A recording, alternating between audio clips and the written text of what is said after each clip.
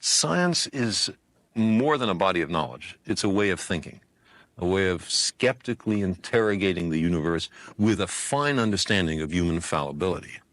If we are not able to ask skeptical questions, to interrogate those who tell us that something is true, to be skeptical of those in authority, then we're up for grabs for the next charlatan, political or religious, who comes ambling along. I'm a skeptical robot. Here we go.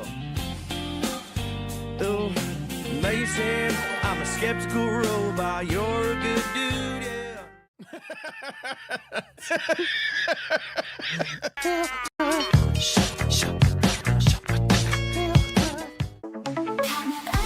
The legend grows, my game of the story shows.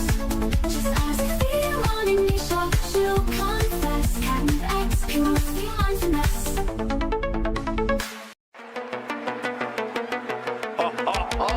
Are you guys ready?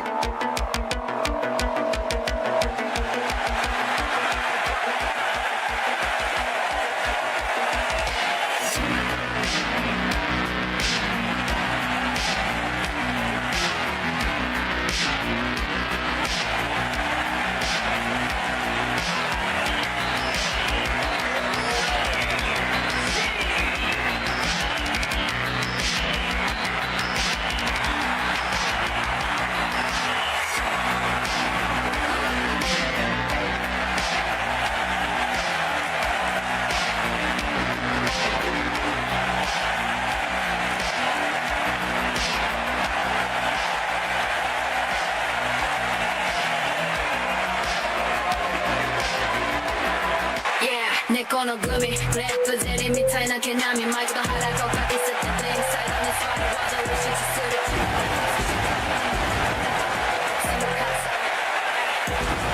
猫の髪、帽子に指輪が入ってるよドレップキスフレックスマットはどこ紫猫の髪彼にはキッズの命と密のダジャレがあるレスリングのカオス彼こそがそれだエルボードロー彼にはジョークがある彼は解説の王者だボディスラムと紫のフレア髪の声がどこにでも響く Fingers dance on ivory keys so sly. Punchline sharper than a needle's eye. He's got jokes that sting and a wink to the crowd. Soft notes sing, but his fists talk loud. Laugh it up or take the punch. Pat Dixon serving a 2-for-1 lunch. A tune, a jab, a sly little grin. Enjoy it now. Let the madness begin. Hardcat spins like a late night jam. Stories rolling like a battering ram. He's the kind of guy who'll crack a joke, then remind you life's just a puff of smoke. Comedy cuts like a boxer's jab. Left hook humor, grab your cab. Piano smiles, but don't you forget he's the maestro. But there's muscle in his set. Laugh it up or take the punch. Cat Dixon serving a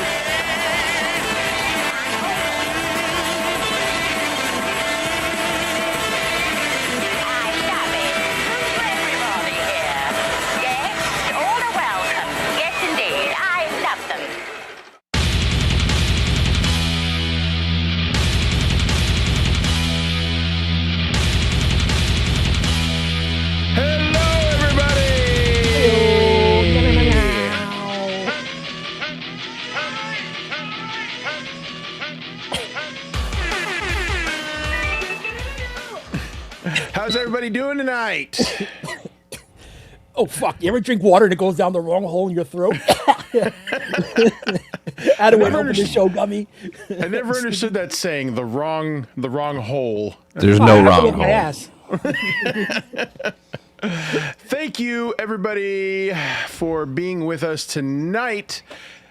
We are Skeptical Robot. I am Luigi Greenberg, and with me, as always, are my amazing co-hosts, Mr. Gummi Chainsaw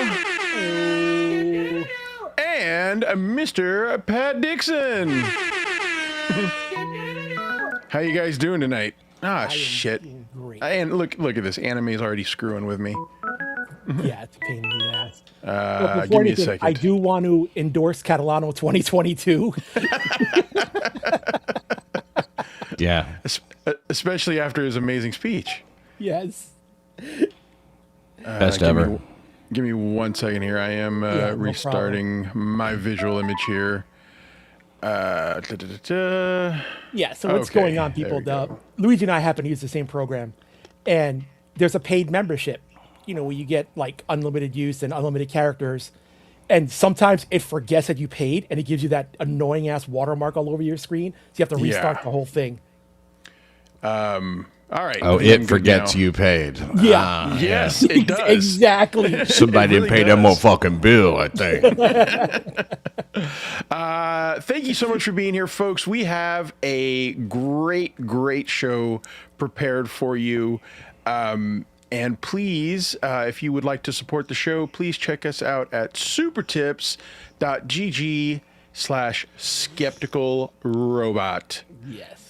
Thank you Pinned in the chat. so much. Yes, pinned in the chat. And Reverend Hammerhead, thank you so much for celebrating 18 months of membership.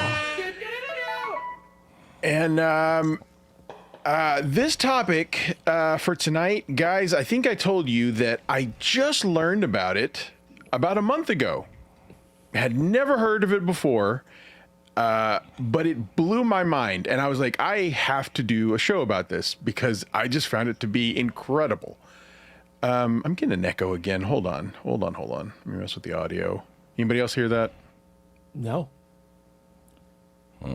Ba. Okay. Do you have voice mod on? Do you have your listen to yourself on, like I did? No, I don't. I mean, I have voice mod, but I don't have the listen to yourself. Okay, because it turns it on by default sometimes. Yeah. Like for ear, just turn it off. It might be on green. Oh man, I still hear it. Whatever. All right. Yeah. We're gonna be okay. All right. So, here we go. Gonna get started here. His and wife asking the hard hitting questions. Is it wrong to order a burger and drive, then refuse to leave till you finish eating it? Is that We've all before or been after there. you pay? Yeah. All right. So also, we've been doing things a little bit differently, where we have a little bit of an introductory topic at the beginning of the show, just a short little clip. But I thought this week that this might actually be a good opportunity for us to not only, have a little bit of additional content, but also we could kill two birds with one stone and bring Pat up to date with some of the things that we have covered in the past and like some of the regular figures, personalities, topics that we have covered before. You'll see what I mean when I show it. And so I think that for like a good little while here, our introductory topic is going to be something that we've already shown here before at least once, but maybe Pat hasn't seen it. And it'll be a good chance to just have a little bit of nostalgia. So tonight, our introductory topic is going to be a clip that we've played it here on the show at least probably half a dozen times, but it is of His Holiness James Randi exposing a psychic live on TV. It's great. It's one of our favorites here. And I think, Pat, you're going to like this. So let's get started. And I guess I've never asked you this. Are you familiar with Mr. Randi? Yes, of course. Yeah. Is this a clip from the Tonight Show? This is not, but but man, you already know the magic words. you know exactly what we do here, and that has been played here. Also, we've also played we tried to anyway. I got flagged for it. The infamous moment where James Randi thwarted. Why is my mind blanking? I can't think of his name either. Yeah, he's like an Israeli guy or something. The Israeli mentalist guy. Why am I blanking on that? But yes. So anyway, we played the video of him thwarting. It starts with a G. Why am I blanking? Right. The amazing Guh. It's really gefilte fish. we played the video of his thwarting him, and also audio of Penn and Teller explaining everything that happened behind the scenes as he told the story on the Opie and Anthony show. So maybe we'll get around to playing that one again. We got a request. Yes, folks, if you want to pull the lever, all you have to do is let us know. Let me see here. Get the lever primed, and here we go.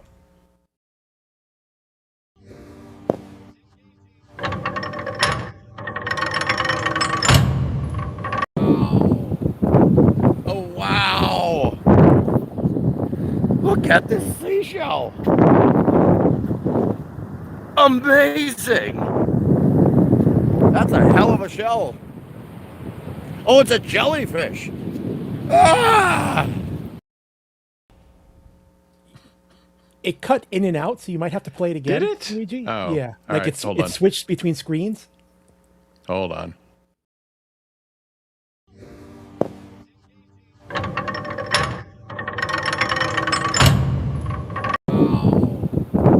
Oh, wow.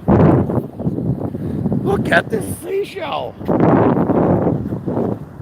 Amazing. That's a hell of a shell. Oh, it's a jellyfish. Ah! The name I was looking for was Uri Geller. Uri Geller. Yes, Uri Geller. Yeah. Good. But yes, there is the the video of Karmic learning the difference between a seashell and a jellyfish. At least he didn't learn the hard way by touching it. Just like, God, but I was so mad that he didn't. Like, I was like, please touch it. Please touch it. Like, Yeah, hold it up to your ear. yeah. Someone said, I don't think I sent you this, Pat, but later someone sent him a super chat that said, I forget exactly where it started, but it said, if you hold that seashell up to your ear, you'll hear two guys fucking. Man, that just hit me. Like, I laughed so hard at that. All right, so Quick, Felicia, pee on my hand. I was gonna do it anyway. Look, we have a super tip already. Let's go to the super tip room. Pull the super tip lever.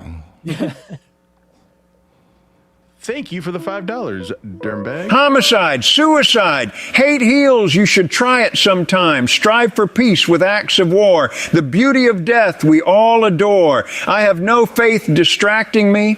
I know why your prayers will never be answered. God hates us all. God hates us all. Got to put that at the top. Yeah. Now that I know, that is a Slayer song. You know what? Hold on. I don't like that overlay. It should actually lay over. Completely. Yes. I hate to be the thing blocking when people are trying to read. Like, they secretly blame me. It's just automatic. Show on. No. Okay, there we go. All right. There we go. I fixed it. Yay, me. Okay. What was the point of that? What is it? What does all that mean? Do you know? Yes, but it's very esoteric, and I'll have to tell you another time. I understand. No, I did not. You're I back. did not Shout get out it, but I to do love that song. So I do love Slayer. Alrighty, so let's get started here. So this video is actually going to be, it was a live broadcast called The Secrets of the Psychics. It was on British TV, and it was a bunch of different psychic people trying to prove themselves to win a prize. And James Randi challenged everyone, and this one is just probably my favorite one. It is he interviews a psychic and the person to whom jellyfish tastes like burning. I spread it on my toast, and it was horrible. He talks to a psychic and the person to whom she gave a psychic reading to contact a dead person, and he has all of their words transcribed and then asks them to from memory describe the reading, and then he compares notes with what was actually said. And this is fantastic. So if you haven't seen this, here we go. Just 2-minute clip real quick.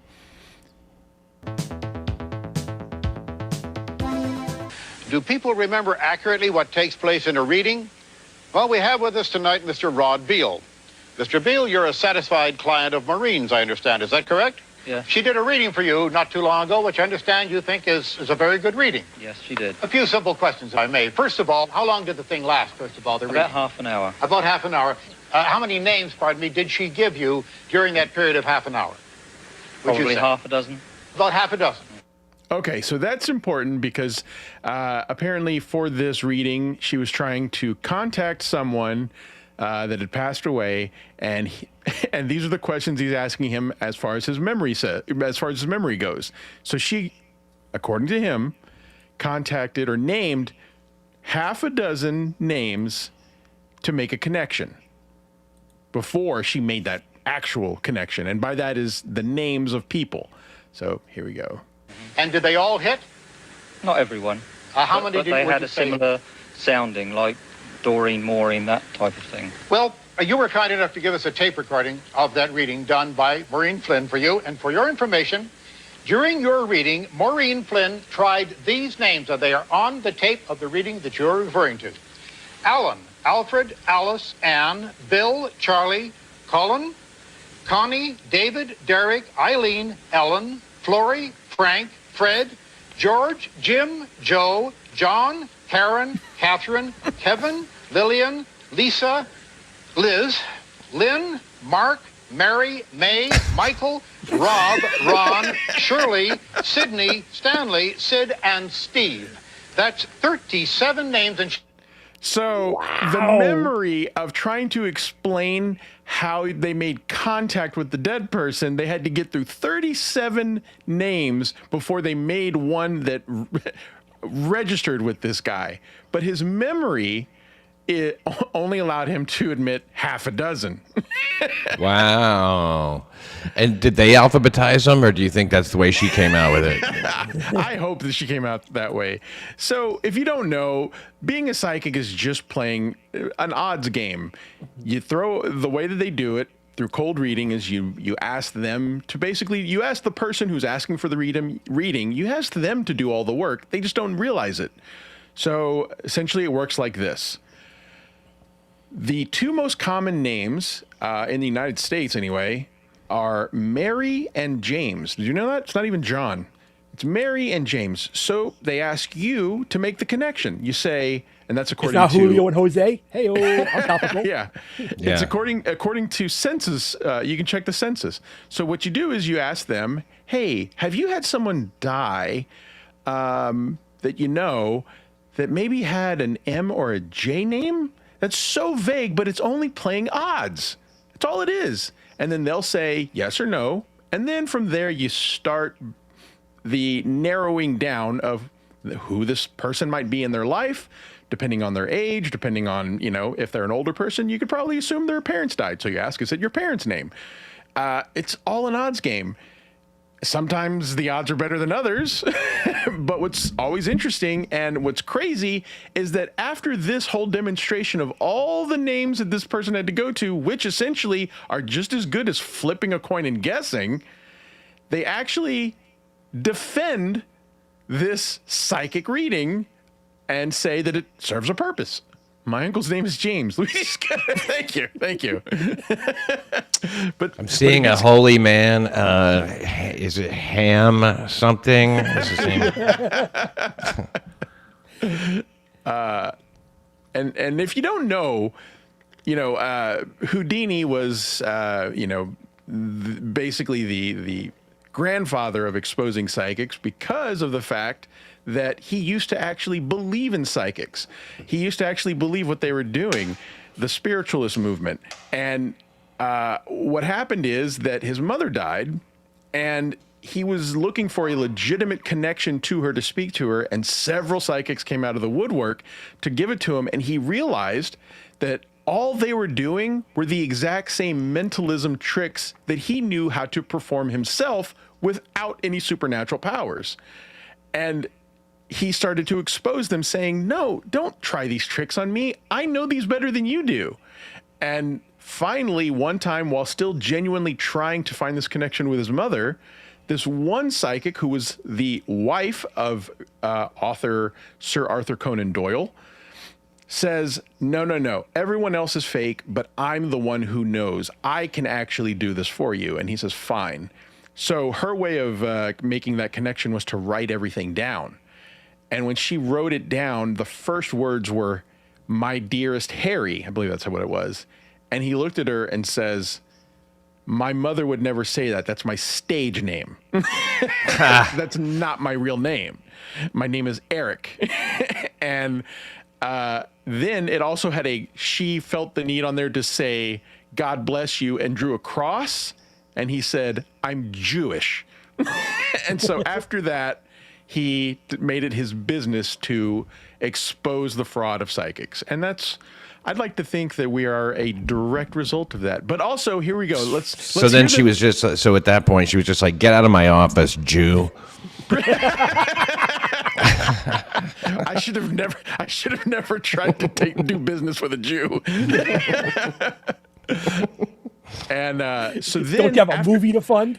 After exposing this, the psychic and the guy who got the reading still defend the psychic reading. She also asked you if you could connect with any name beginning with an N or an L, and you could not do so. Now, in the ones that were accepted, and you did accept 9 of the 37 that were given, these were some of the categories: a son, a lodger, a brother, a nephew, an adopted nephew, a grandfather, a fellow worker, a cousin, and the neighbor's dog. Now, that's right out of context. I'm sorry? Right out of context. We have a transcript of it right here, sir, and you may have that transcript to refer to it, and the names, I think, are outlined there, all 37 of them. You can analyze anything. You can analyze Encyclopedia Britannica. Mr. Beale is here because he felt that what he actually got on that tape made sense to him, very much so. So still they defend it because they say, well, he enjoyed his experience. What am I doing wrong?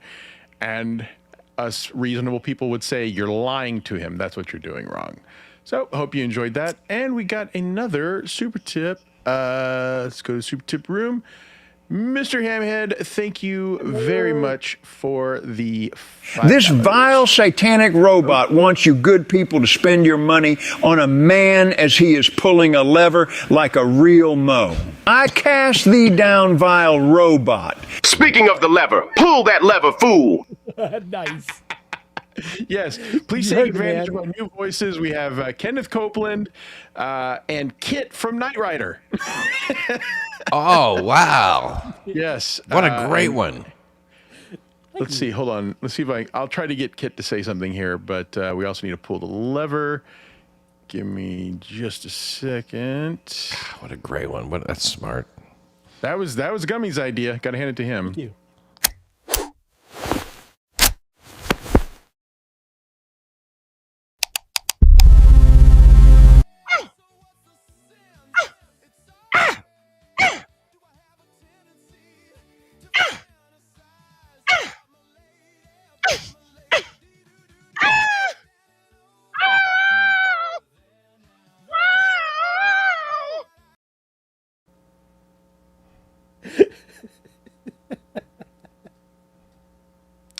poor man.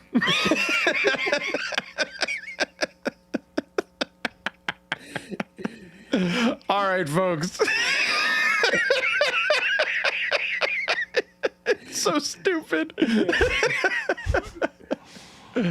Before we change topics, there's a there's a show called Leverage. It used to be on TNT with Timothy Hutton. It was like about a bunch of like ex-conmen who end up becoming like Robin Hoods and helping people from con men. Mm-hmm. And I actually enjoyed the show. They actually brought it back on Prime TV. But anyway, there's an excellent episode about the psychics who talk to the dead, and they break it down so well.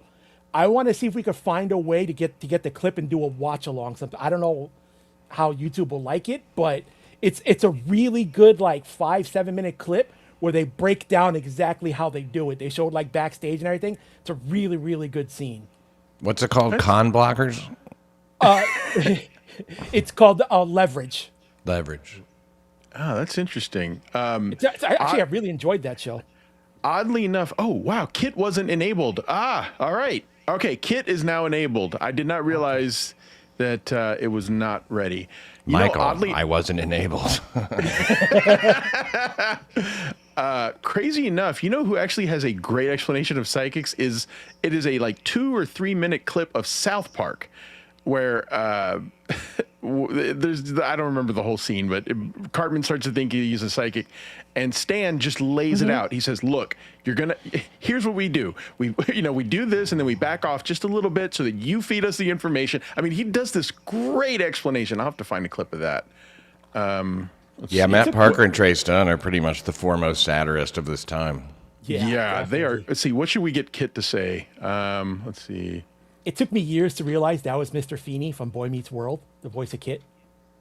Let's see. He sounds like a Feeney. I mean, that voice is a lot cooler when it's, got like however many horsepower, and like looks hot. Yeah, now going when it's down a the road. balding principal. Yeah. I mean, they could have gone any direction with that voice. Luigi, one pun here. Sorry, put it here. He says that the link goes to the admin sign up. What do you? Oh yeah, yeah. You notice it now. You do have it as admin. Yeah. All right. Hold on, man. I'm sorry. We're getting used to this. Yeah. Latanya, what about Mita? Looking forward to seeing you in Vegas. Andrea's here too. Okay, so now both of you. Hello, welcome. Okay, so now it should be better. Now it should be fixed. They rated Luigi and I on our looks as the cat and robot. Oh, we should play that. All right, let's see if this works. I have a clip somewhere. I have to find it, but I am Kit, Karmic Farts Man Goo. There you go. Yes, please take advantage. No, one pun, please. Kit. Thank you. Don't apologize. Thank you for helping. We wouldn't have noticed. What's that? Oh, no, absolutely. Thank you. No. All right, I fixed it. Okay. All right. So now let's get to this story. All right. Tonight we're going to be talking about a guy named Han van Meegeren. Have either of you ever heard that name? It's a wrestler, right? Yes. I actually studied him in college for like my art class, but we didn't get into what we're going to get into today. It was just the art itself, not the background stuff. So so this is all new. So I was looking because when I saw the topic, I'm like, why the fuck are we talking about him? I didn't know any of the shit we're going to get into. I just knew him as the artist and his work. I didn't know the other stuff. Awesome. That's great. Well, we're going to give you a summary at the top of this video package to let you know. But Han van Meegeren was the greatest art forger in history. He was able to forge paintings in such a meticulous way. But what's crazy about this story is, like, yes, we're a show about con men, fraud, liars. This might be one of the few times where we talk about someone doing something so criminal and so incredibly devious, but it has a very, very positive ending. And I'm really looking forward to talking about this one because as soon as I heard this story, I got fascinated. So we're going to talk about a lot of crazy things, but imagine selling a painting to the second in command of the Third Reich, Hermann Göring. And then imagine that painting is a forgery of something he believes it to be. He believes that he bought a authentic painting of the Dutch artist Johannes Vermeer. And if you know anything, we're going to have a little education moment here of why that's so incredibly important. But this story is nuts. So buckle up and please enjoy. Oh, wait, shit. We're still in the, hold on. We're still in the super tip room. Let's go back here.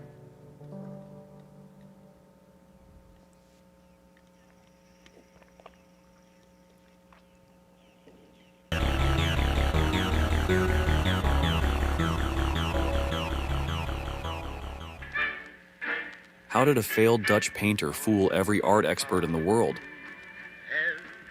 And why did this man have to prove he was a criminal to avoid execution?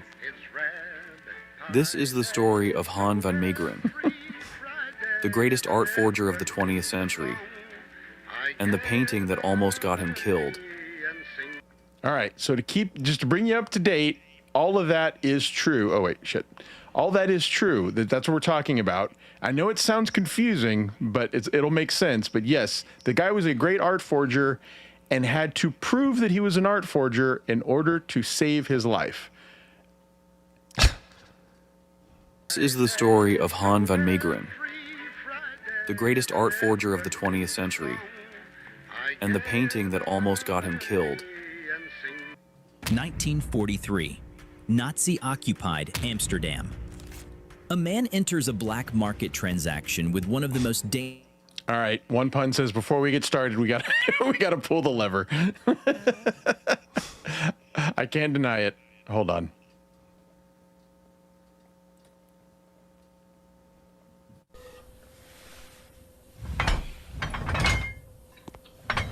Repeat that fucking word over and over again.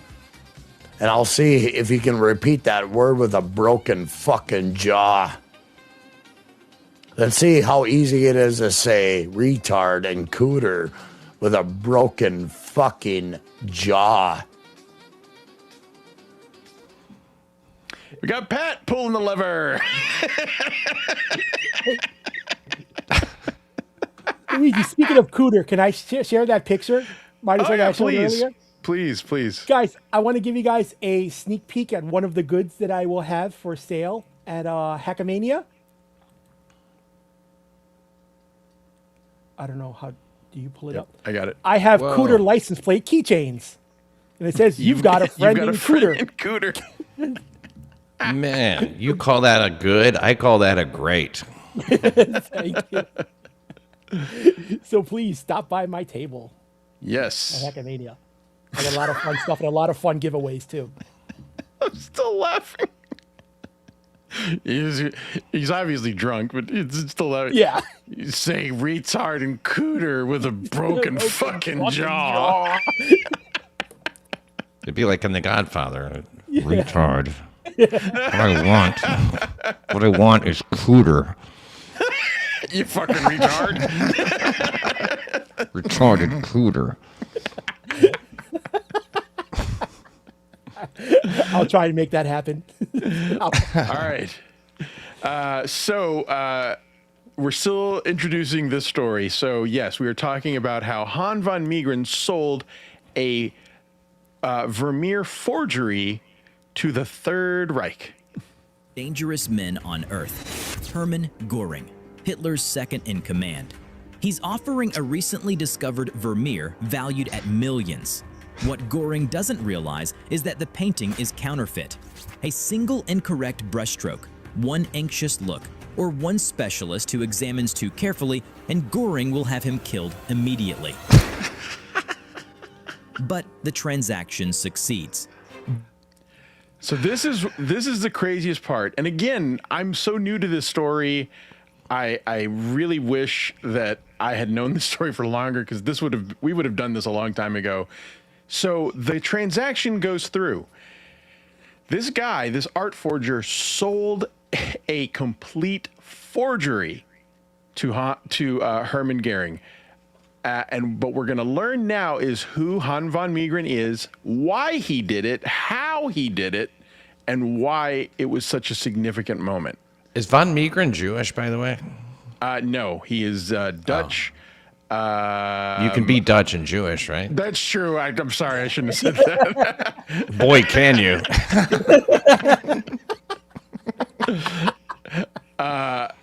He is. I do know his ancestry. I don't believe he was Jewish, but anyway. Well, I was just going to say maybe that might be, why everything happened the way it did. Once, they realized this forgery. So here we go. Let's learn a little bit about the guy. Göring exchanges 137 stolen masterpieces for a single painting. The swindler walks out wealthier than he ever imagined. He just robbed the Third Reich with nothing but paint and canvas. But how did an ordinary artist deceive the most powerful men in the world? And why did his perfect crime turn into a death sentence when the Nazis were defeated? 1889. The Netherlands. Han van Meegeren is born into a middle-class family. Yeah, he's middle class. Can't be Jewish. His father wants him to be an architect. But Han, he wants to paint. He studies art, works hard, dreams of becoming a master like the Dutch painters he admires. Why'd they pan down like that? That was weird. Yeah, I know. That was weird. He works hard. I do feel like this is kind of an important part of the story to talk about a little bit of his background as we get into his motives for being an art forger, so bear with me. Rembrandt, Frans Hals, and especially Johannes Vermeer. There's just one problem. He's mediocre. Okay. So let me ask you guys if you are at all familiar with Johann Vermeer. Just that girl with the pearl earring, I guess. Yeah, that's all I really knew. But apparently, his paintings are incredibly valuable for a number of reasons, and we're going to learn a little bit more about that and why this was, such high stakes to forge them. Ooh, shots fired to Pat. I'm just here to stare Pat down before we play poker tomorrow. What? What's going on? What? He's playing poker. Andy's doing poker. Are you playing poker tomorrow on Andy's channel? I haven't been invited. I know he's doing that. It's on Thursdays. I know, but he's doing a special one tomorrow night. Oh, I didn't know that. Yeah. So we're going to learn more about Vermeer, but just to let you know for context here, Vermeer paintings are actually more valuable than most paintings of the time from the masters, from the Dutch masters, because he was able to master how to reflect light in a way that made paintings look like photographs. They're so incredibly intricate and detailed. He was able to just capture things so precisely. And also he had these different movements of his art in which most paintings were done to reflect, royalty or, what am I, ostentatious, what am I trying to think of?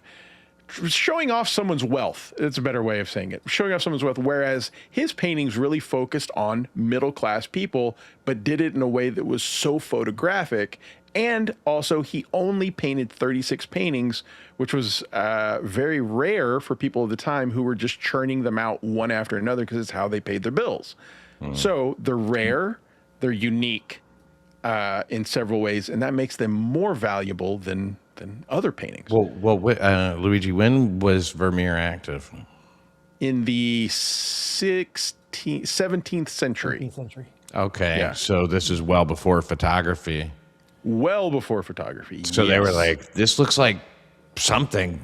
I don't know how to describe it. Exactly. I mean, honestly, yeah, it's weird because I can't imagine what it was like for, we've seen paintings of the time. You see the paint and you realize you're looking at a picture. His are different. They do look like images. Someday somebody will be able to point their phone, which also hasn't been invented yet, at a person. It's insane. It's really crazy what he did. Yes, please hit the like button. Yes. Let's see you hit that like button with a broken fucking jaw. Retard.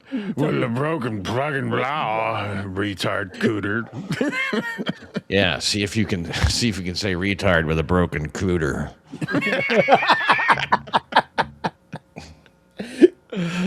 All right, here we go. All I keep thinking is Dutch Masters. I used to be a Philly Blunt kid. Anybody? Huh? I don't get it. Sorry. But so here's what's interesting is as we're starting off with Han van Meegeren's life, he does not really command any kind of respect in the art world because of his skills. But let's see what happens. The critics dismiss his work as derivative, unoriginal, technically fine, sure, but nothing special. He drew a nothing clown that matters. And in the art, you're not going to believe this, folks. This is the guy that painted dogs playing poker. Wow. I'm not serious. I hope nobody believes that. If you're not special, you're nothing. 1920s Amsterdam. A young painter receives the review that will ruin his life and birth a criminal mastermind. Han van Meegeren stands before his easel, pouring his soul onto canvas, while Europe goes mad for modern art. Picasso fractures reality, Kandinsky abandons form entirely, and the art establishment crowns them geniuses. Han paints like Vermeer, and Rembrandt never died. His technique is flawless. Critics acknowledge his skill. Galleries show his work. For a moment, success feels possible. Then, a prominent critic publishes his verdict. Van Meegeren's exhibition possesses every virtue except originality. Okay, so this is very important to the story. I was curious if anyone else heard that, because when he said Meegeren, I was like, oh, that does not sound right. What's up, Beef Drippins? Two Meegerens stole my carriage. So what's interesting is that this guy was talented and apparently understood all of the technique and all of the minutia of how to create great art. But when given his own opportunity of creating art, it wasn't valued. And at this time, like you said earlier about, the people's mind being blown because there isn't other technology. This was the height of technology at the time. Painting was how people, got entertainment and understood art because there wasn't TV.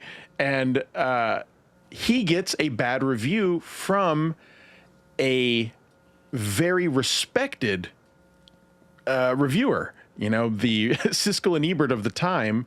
This guy says, hey, this guy knows what to do, but he's not creative enough. And which is a mixed review, he's like, it's excellent in every way, only lacking one thing. It's like, oh, okay. I guess so. If you like paintings generally, you'll like this guy.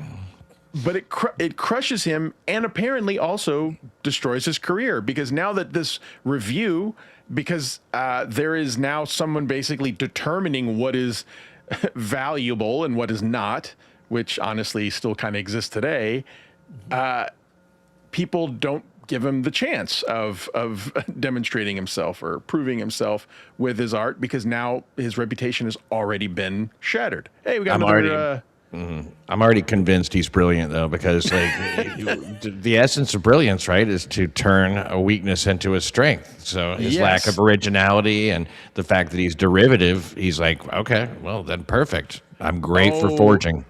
Absolutely. And what's great is he takes it to an insane level. Let's get to the super tips here. Meegren rigged. Yeah, I thought the Billy same thing. Mays here for Hooker Thank you, Away. buddy. In Vegas, things go wrong. Hooker dead. All you'll need is a trunk, trash bags, and a shovel. Let Hooker Away do the rest. 2 weeks. Can't wait to see everyone. Hooker Away. I laugh anytime I hear Billy Mays here. Like, that's you have enough. to, whoever is it, you have to do the name. You have to start the intro with the name. Please. Yes. Billy Mays here. That will always make me giggle. Yeah. Thank you very much, One Pun. We got to do rock reveal. Oh, that's a good one. That's funny.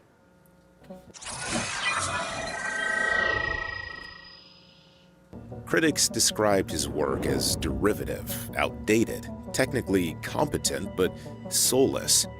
That last accusation cut especially deep. How could a gorgeous painting like this be called soulless? I'll admit it's just a deer. It doesn't really capture my imagination all that much, but whatever. Yeah, it looks like it could be on a cave wall.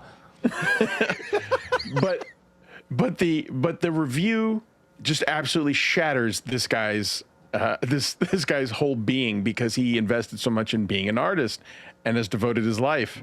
What made this worse is that he believed the critics were frauds themselves.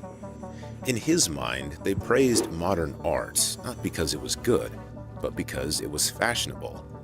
Now, this is a big part of the story, too. This guy gets this bad review from the critic and says, "Who the fuck are you to tell me what's good art? In fact, I think you are a fraud, leading a movement of fraud," saying that people don't necessarily know good art, and with all of these new movements going on, it's fashionable to just simply jump on bandwagons, which I gotta say, he's not totally wrong, in my opinion. And it really just starts to eat away at him. They dismissed him, not because he lacked talent, but because he didn't conform. Over time, this belief hardened into something close to paranoia. The words aren't criticism, they're an execution. Being called technically brilliant but creatively dead is the worst insult in 1920s art circles. It brands you a copyist, a craftsman, not an artist. Worthless. Han isn't built to absorb rejection. Pride and rage consume him. He abandons painting entirely and publishes a furious manifesto. Yeah, I guess there is a little bit of a parallel there. Yeah. Attacking the modern art establishment. I've seen They're Hitler's shit, pretentious. and it sucks, though. Yeah. I've seen a picture he drew of a dog. And I think that was like the height of what he did. Was like, it wasn't all that great. He had like federal buildings and stuff, you know, like, oh, Yeah. that's nice. Nice building. A vanishing point and everything. He writes, who wouldn't recognize genius hanging on their walls. They've declared war on classical beauty itself. His wife. You see, we just don't understand karmic. He's going to be on that level in the next century. You never know. Trigger, Yeah. thank you very much. Celebrating 6 months of membership. Always enjoy the content. Keep up the great work. Thank you very much. Please hit the like button and stick around for this one. This one's going to get interesting. Thanks, Triggering. Oh, and Trigger back just put a membership. Thank you so much. Thank you very much. Gifting one Luigi Greenberg membership. Thank you very, very much.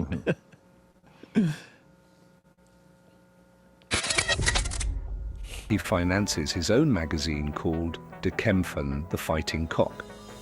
So, sir, he starts a magazine called The Fighting Cock.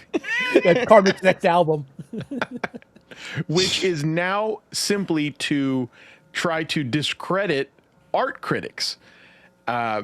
He gets a little paranoid. Jesus. He begins to get a little paranoid, and some might even say a little obsessive. But this is all part of the story. So early 20th century the art world was basically like the Dabbleverse. Not far off. That's what's crazy. Yeah. Is that imagine someone who is a lolcow in the Dabbleverse having a triumphant victory arc or redemption arc for doing something crazy. So, Pat, you're not wrong. He's like clipping reviews and putting them up. That's what I'm saying. Yeah. Okay. It's like the best, the closest they could come to playing somebody's clip at the time, you know, and being like, "Fuck this! What does he know?" These guys are gatekeeping.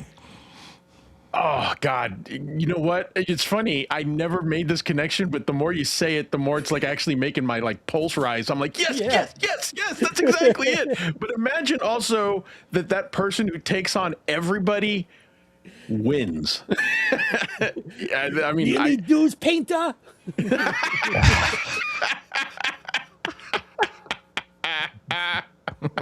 Well done.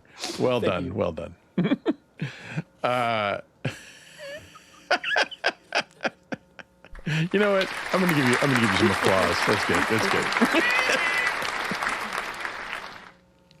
In it, he writes angry articles against modern art, which he denounces as art Bolshevism.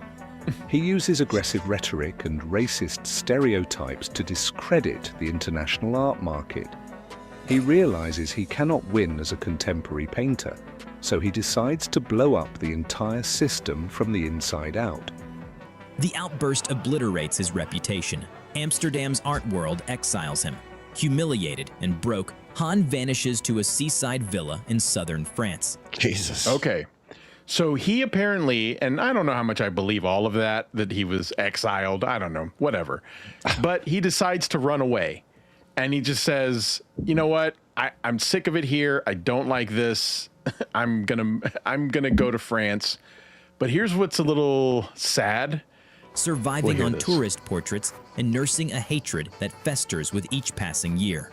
He's doing tourist paintings. So tourists would come there and they would employ him to, instead of doing like a photograph of them standing by the seaside, he would paint tourists, which I think we can all just agree that is shitty work for somebody who takes themselves very seriously in the art world. He thinks of this as a joke, as a geek at a circus.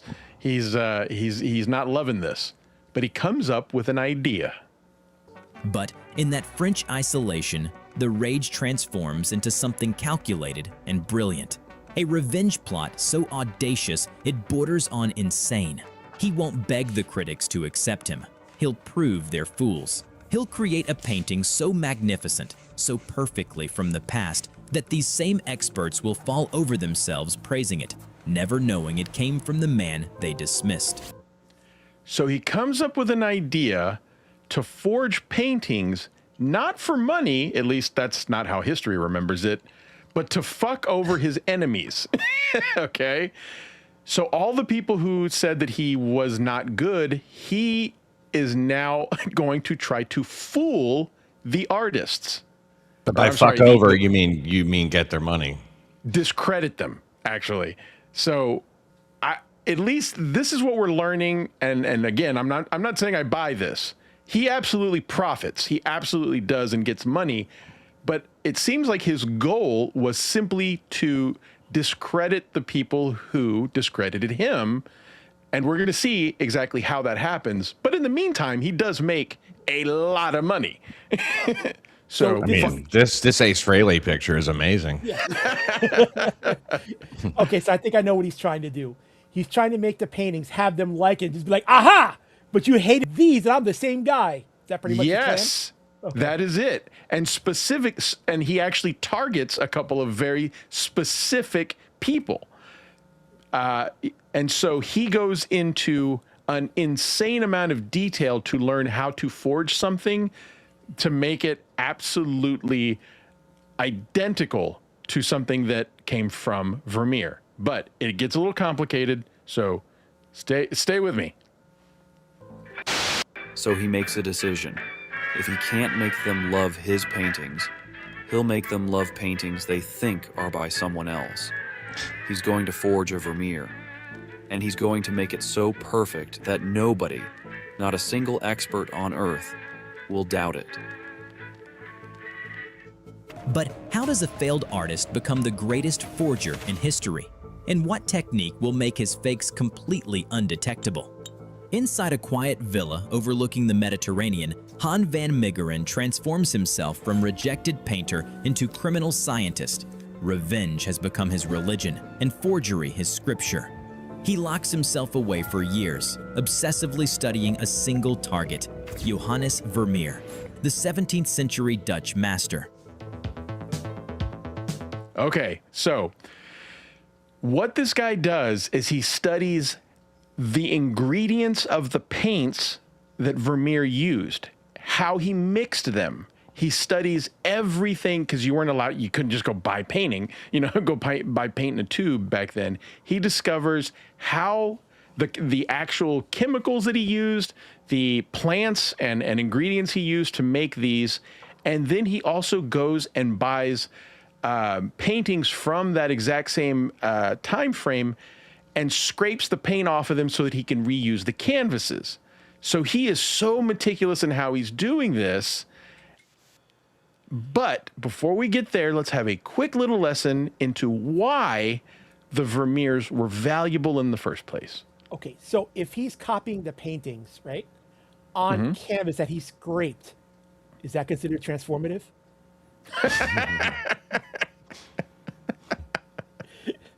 I think pretty much every part of this can be related to the Dabbleverse canon. Yeah, it really can. Okay, so Dupa is asking, but he's copying paintings, which is technical and not creative. That is true, but let's see where this story goes. And that's actually what he's accused of in the first place. Yeah, the plan is creative, Dupa. Yeah, but just trust me here. We're going to find out he's pretty darn creative.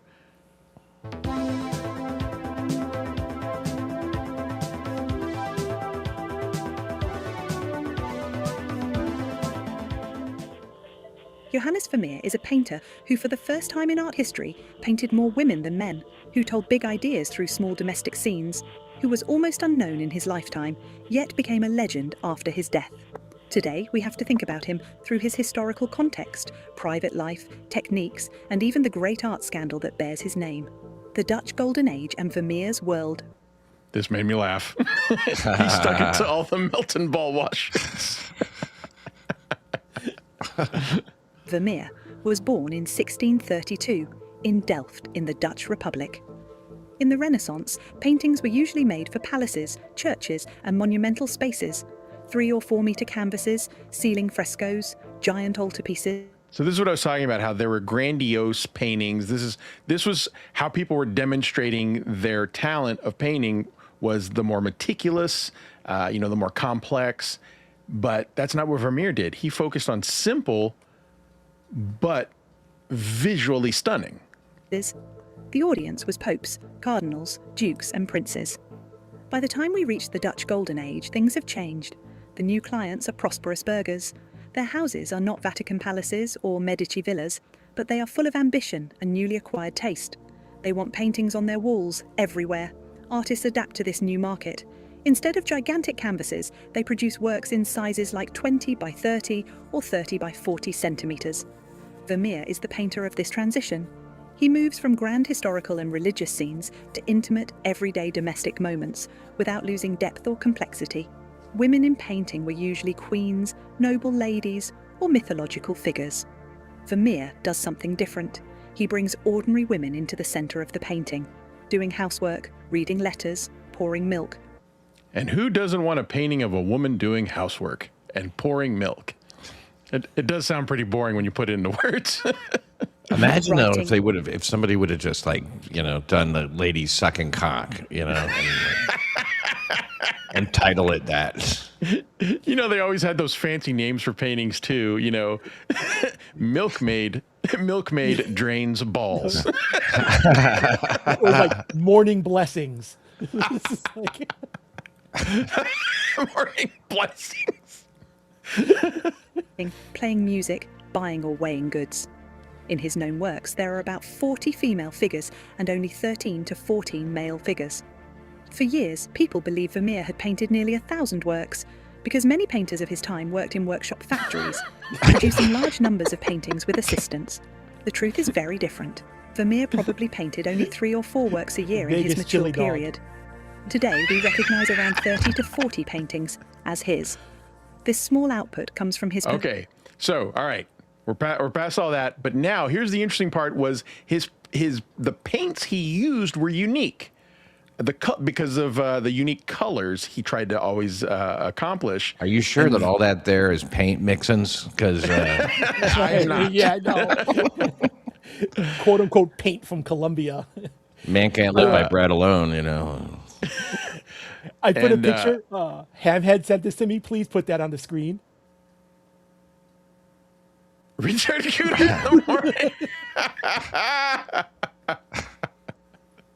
That's great. Yeah, it's really good. Shout outs, Hammers. Thank you, Hammers. So the colors that he got were unique, that he actually had imported from different parts of the world. But what's interesting is that Meegren found that out and did the exact same thing. Perfectionism, technical approach, and choice of materials. Vermeer used some of the most expensive pigments of his day, lapis lazuli, ultramarine, imported from regions like Afghanistan, lead white, and other rare, costly pigments. Those shimmering blues and luminous whites are part imported from Colombia of what makes his paintings unforgettable.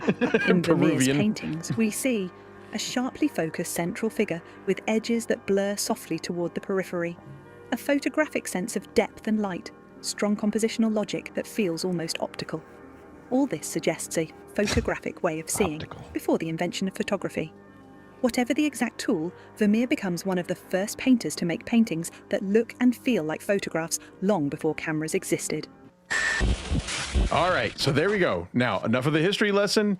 Now, now we're going to learn what Meegren did to forge the Vermeers. Vermeer's works were extremely rare. There were only 35 known pieces.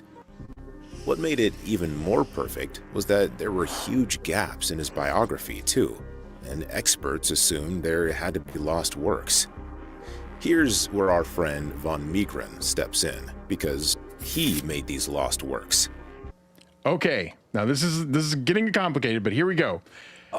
Because Vermeer had so few paintings, art historians and art critics insisted that wasn't normal for somebody who loved to paint. And while there were no paintings he created as an apprentice that were clunky and imperfect, all we have are perfect paintings. So these historians said there's bound to be somewhere in the world his initial paintings that are clunky, imperfect, where he is refining his technique. There just has to be. So van Meegeren undertook to produce some shitty Vermeers. Yes.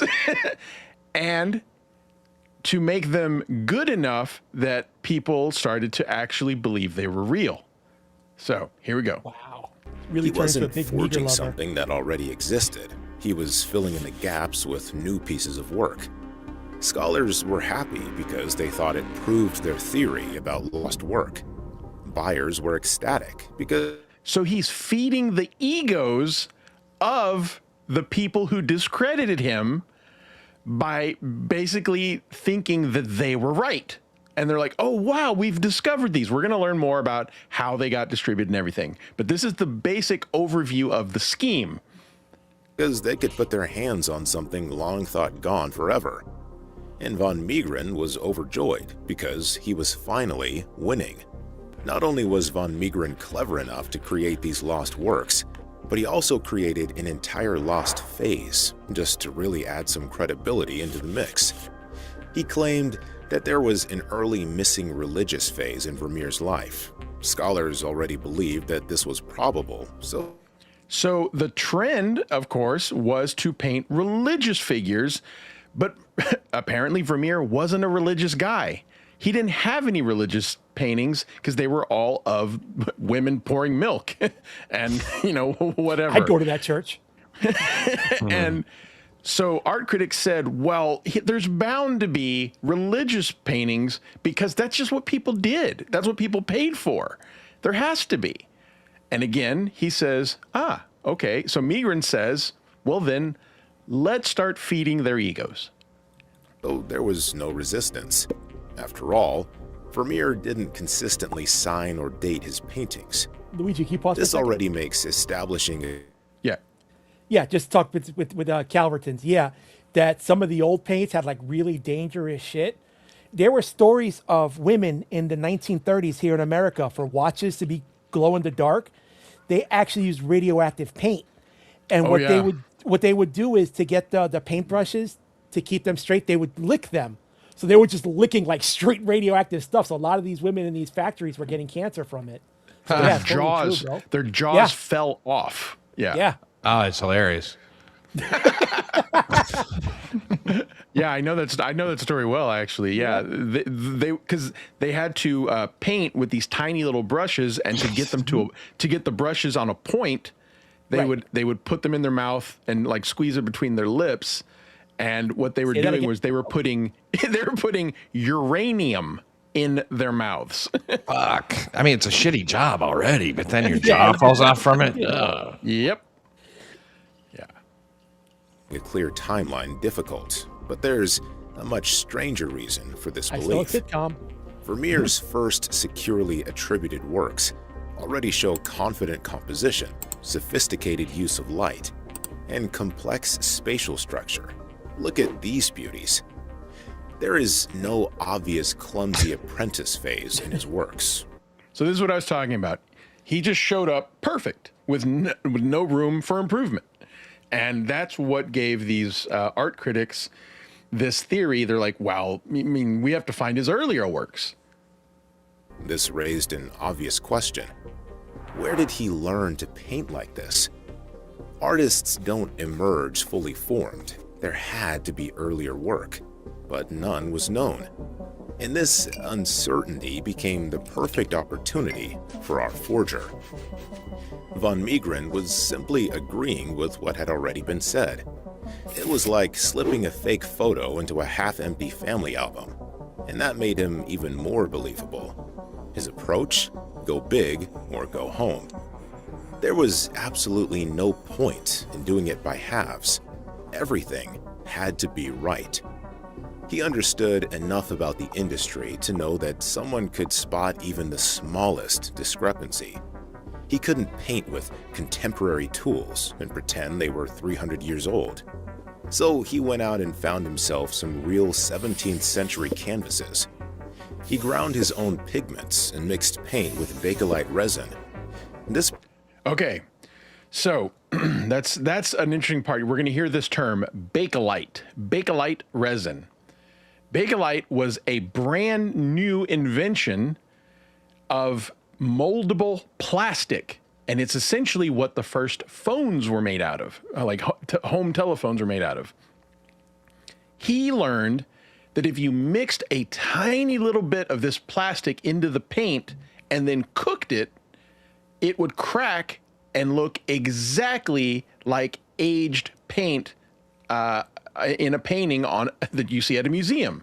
He figured out how to make the distressed, aged crack of painting and master it.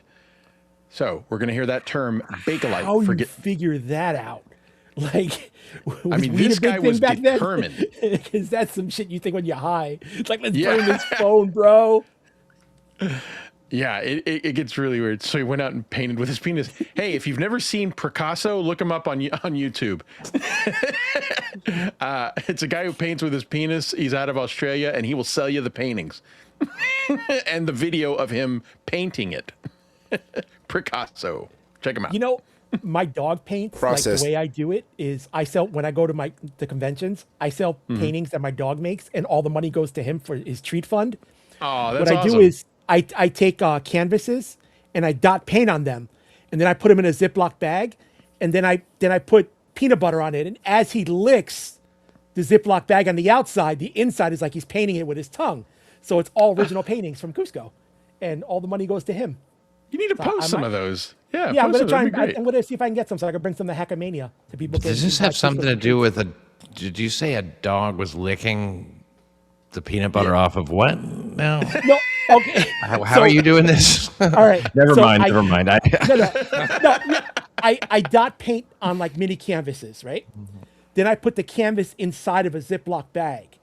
And on the outside of the Ziploc bag, I put peanut butter. So as he's licking the peanut butter, he's painting on the canvas that's inside the bag. You understand what I mean? If this ever comes out to be some kind of a form or something, you're going to have to basically... We're cutting the episode now. Yeah. Picasso is the perfect name, by the way, to like evolve into like, dick puns, Yeah. It really Picasso, Dick Casso, Picasso. I always think about Beavis and Butthead, picky old asshole.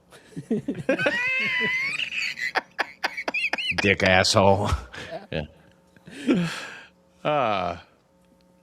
This can be repeated today, but it was much harder back then without bagged pigments. Vermeer left behind fewer than 40 known paintings, rare, priceless, and endlessly coveted.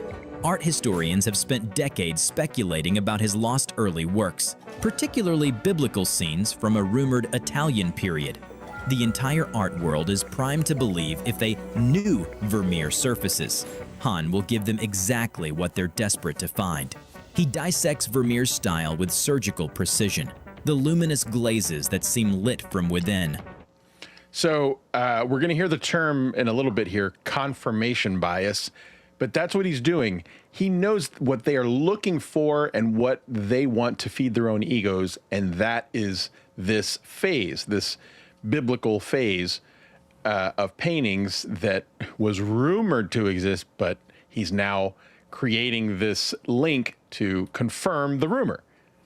The subtle are we all just gonna Are we all just gonna pass on the luminous glazes joke opportunity there? I didn't even think about it, honestly. That's good. I like luminous glaze. That's my name on the weekends. The invisible brushwork that leaves no trace of the artist's hand. But mimicking style is merely the opening act. The real challenge is time itself. A freshly painted canvas screams modernity at the chemical level. Oil paint stays soft for decades before hardening into the delicate web of cracks, crackallure, that authenticates a 3-century-old masterpiece. Any competent lab test would expose a modern fake instantly. So Han converts his villa's kitchen into a clandestine chemistry lab, attacking the problem with obsessive ingenuity. He hunts through junk shops for worthless 17th century paintings, scrapes away their images, and preserves the genuinely ancient canvas beneath. He hand grinds his own pigments using period-accurate materials: lead white, genuine ultramarine from lapis lazuli, yellow ochre, vermilion. Then comes his stroke of mad genius: bakelite, an early plastic. I have a quick question. Yeah. If it's from the 1700s and still around, is it really worthless? The fact that it's like hundreds of years old. You know what I'm trying to say? Like, should something that old be worthless? I thought the same thing, and it's funny because I'm kind of like, I'd rather not know what it was because it might like hurt. You know? Yeah. 17th century, you'd think there's still some value in this painting. Some value in it. Yeah. Just for the historical, like even if it's like a stick figure. Like, but we're all, it's crazy. We're still in the phase here of the story of explaining the con.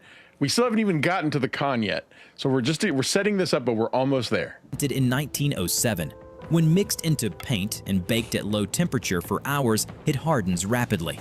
The painting cools, and those precious cracks spread across the surface like magic. He rubs India ink into the fissures and wipes it clean, leaving behind centuries of false age. By 1936, everything is ready. Years of preparation condensed into one glowing canvas. Now, Han must release it into the world. In the next few months, he'll either become a vindicated... I would feel weird about investing so much time. Apparently, these take weeks to create, and then throwing it in an oven. I was like, that's some OD bitterness right there. Like, it's like... And yeah, this guy is so determined. genius, or expose himself as the greatest fool in art history.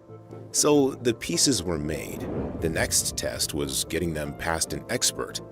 And this is arguably the trickiest point. It's also the part that was likely to fail. In steps Abraham Brady's, the world's leading Vermeer expert. He was so good at what he did that he was nicknamed the Pope of Vermeer. So there is a Vermeer expert in the art world, a guy who's made his reputation of knowing everything there is to know about Vermeer. And apparently he writes journals or whatever, like scholarly journals about Vermeer on a regular basis.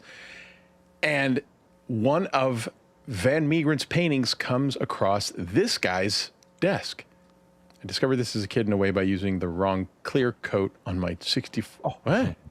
64. The cracking paint, yeah. The cracking, yes. Okay, I didn't see the word model, and I was like, oh, that's why I put it up. You're going to want that clear coat, though. You're going to need that clear coat. I might be able to knock $100 off that clear coat. You're a fucking liar. I love that. That's one of my favorite scenes of any movie. I can't believe you. Anyway, I can quote Fargo all day. And if it's not obvious, hence my fascination with Karmic. Yeah. This is a person who should have been able to spot a forgery a mile away. One piece that Van Meegeren created was called the Supper at Emmaus. The art world was literally holding its breath at this point. If someone with Brady's credentials said the painting was a genuine Vermeer piece, then it had to be true. The man once called unoriginal is now fooling the entire European art establishment. By 1943, Han has forged and sold at least 6 major Vermeers. He got it past all the gatekeepers and has sold 6 Vermeers. Now, the way he's doing this is through this interconnected scheme of foreign dealers that are bringing them to buyers anonymously. So his name isn't necessarily attached to all these. That's how he's getting it done. But it brings him a lot of money. And you know what? I feel the need. Yeah, exactly. It's like, and also I tend to think that if you would have invested this much effort in a legitimate form of business, it might have been even a little bit more respectable. But this is so much better, though. So much better. Yeah, it is. And can't deny it. and he's not even doing copy. I thought he was just doing copies. He's doing he's making shit up. Yes, and all that he's really copying is the technique and style. Mm-hmm. So he is an artist. I don't care what anyone says. Oh yeah. He is. Yeah. He is. Same thing, Rev. I was thinking the same thing. Those fucking mannequins are freaky. The plain white mannequins they're using. I found this video and I just loved. I loved the way it told the narration. Yeah. It's just they're creepy. Yeah. No. Let's see what's going on over at the lever.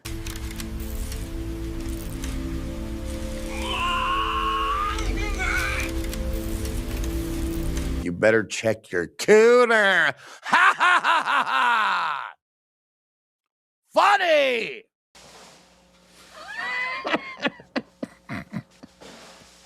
Every one of them is better than the last. Okay, so now and I love while making them, I don't know the context for 99% of them, which makes it better. Not having the context makes it that much funnier. Absolutely. I would imagine he just read a super tip that said that. Yeah. Sorry to ruin it. I did. No, I've sent a few.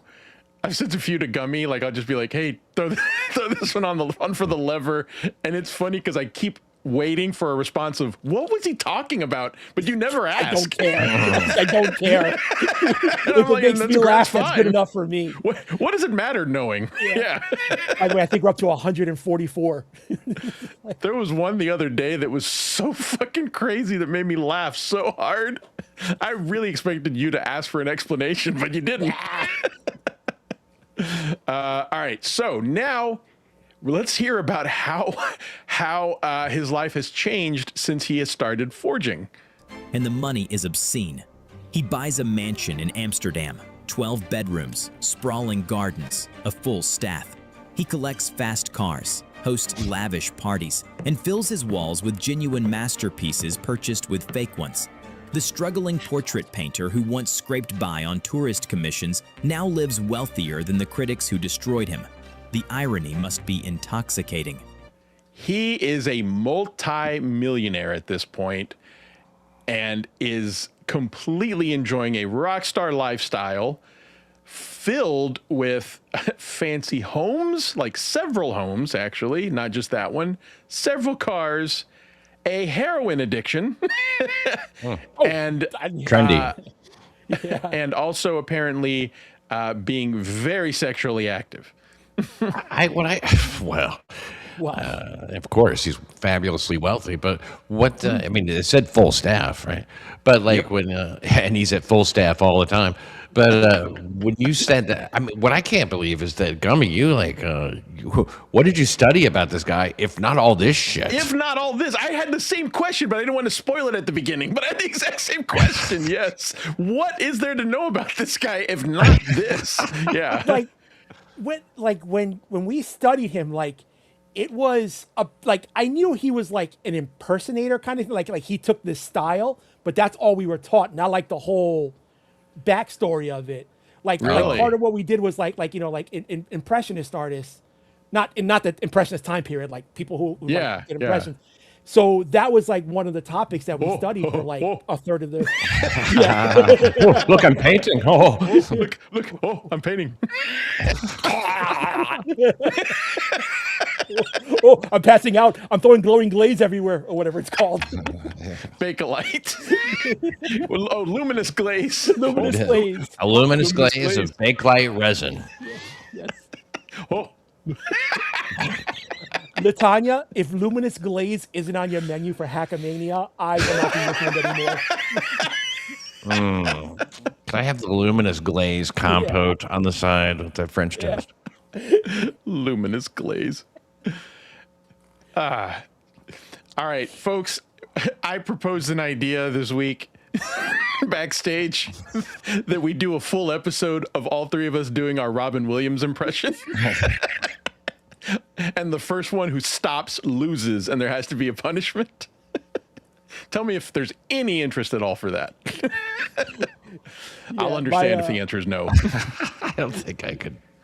My answer is I'll just pretend to choke and pass out and be quiet for the rest of the episode.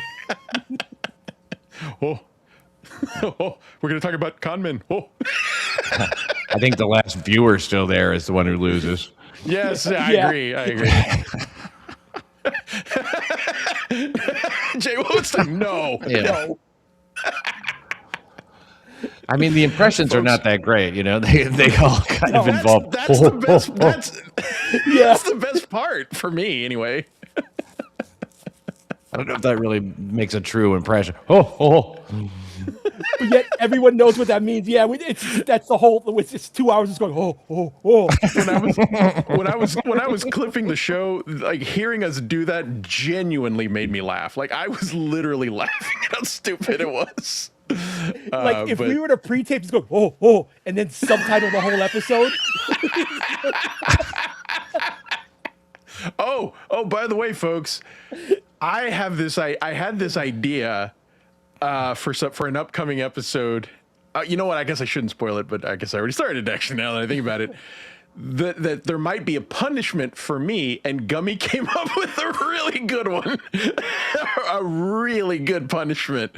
I gotta say, I was impressed. And I was impressed he thought of it so quickly. More to come on that. Yeah. The punishment for the first guy who quits doing the accent is that he has to keep doing the accent. Did you read that message, Pat? I know you're busy this week. Yeah. Okay. But. No, it's fine. But we gotta like we gotta. Well, fuck. Now I'm curious. Think about it. I mean, I guess we could say what the punishment would be. Yeah. Okay. All right. I will. Okay. So Come on, it's just us. I have had an idea. I'll say it now, Pat. I have had this idea that I have wanted to do for over a year, and Actually, we can use it to announce next week. While we're at it. Wait, what? If it's part of your plan for next week with our guest. Is it next week or is it the week after? Is next week the first week of the month? Oh yeah, it is. Okay. So might as well start okay, from there. so we have an announcement, people. Did you read it, Pat?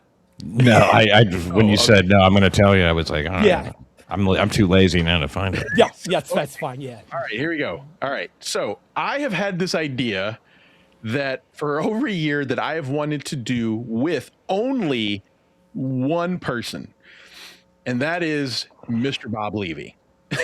And he will be our guest next week. Mr. Pat Dixon encouraged him to come on the show, and he's agreed. And the idea is, and thank you, Pat. The idea has been that if for anybody who's new here, the first 4 episodes of our show, Skeptical Robot, all focused on one story. It took 9 hours to tell that one story.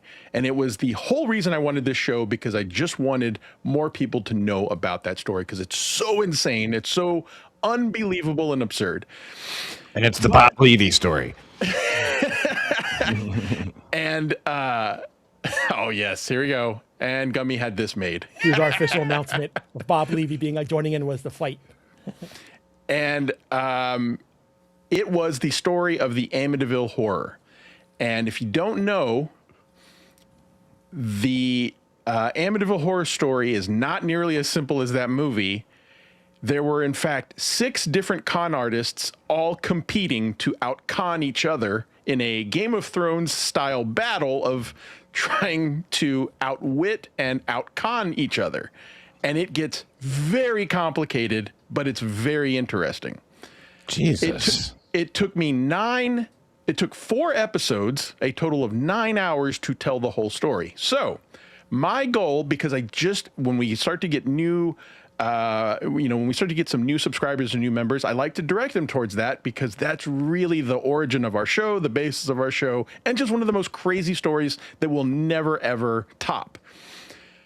So my goal has been to get someone who maybe has a little bit of trouble following long stories.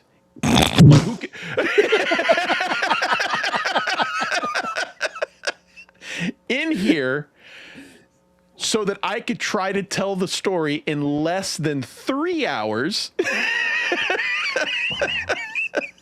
See, Pat's already laughing. This was not part of the pitch, by the way, to Bob. No. Well, but oh, wait a minute. Wait. In the movie, there were flies. Where's the flies?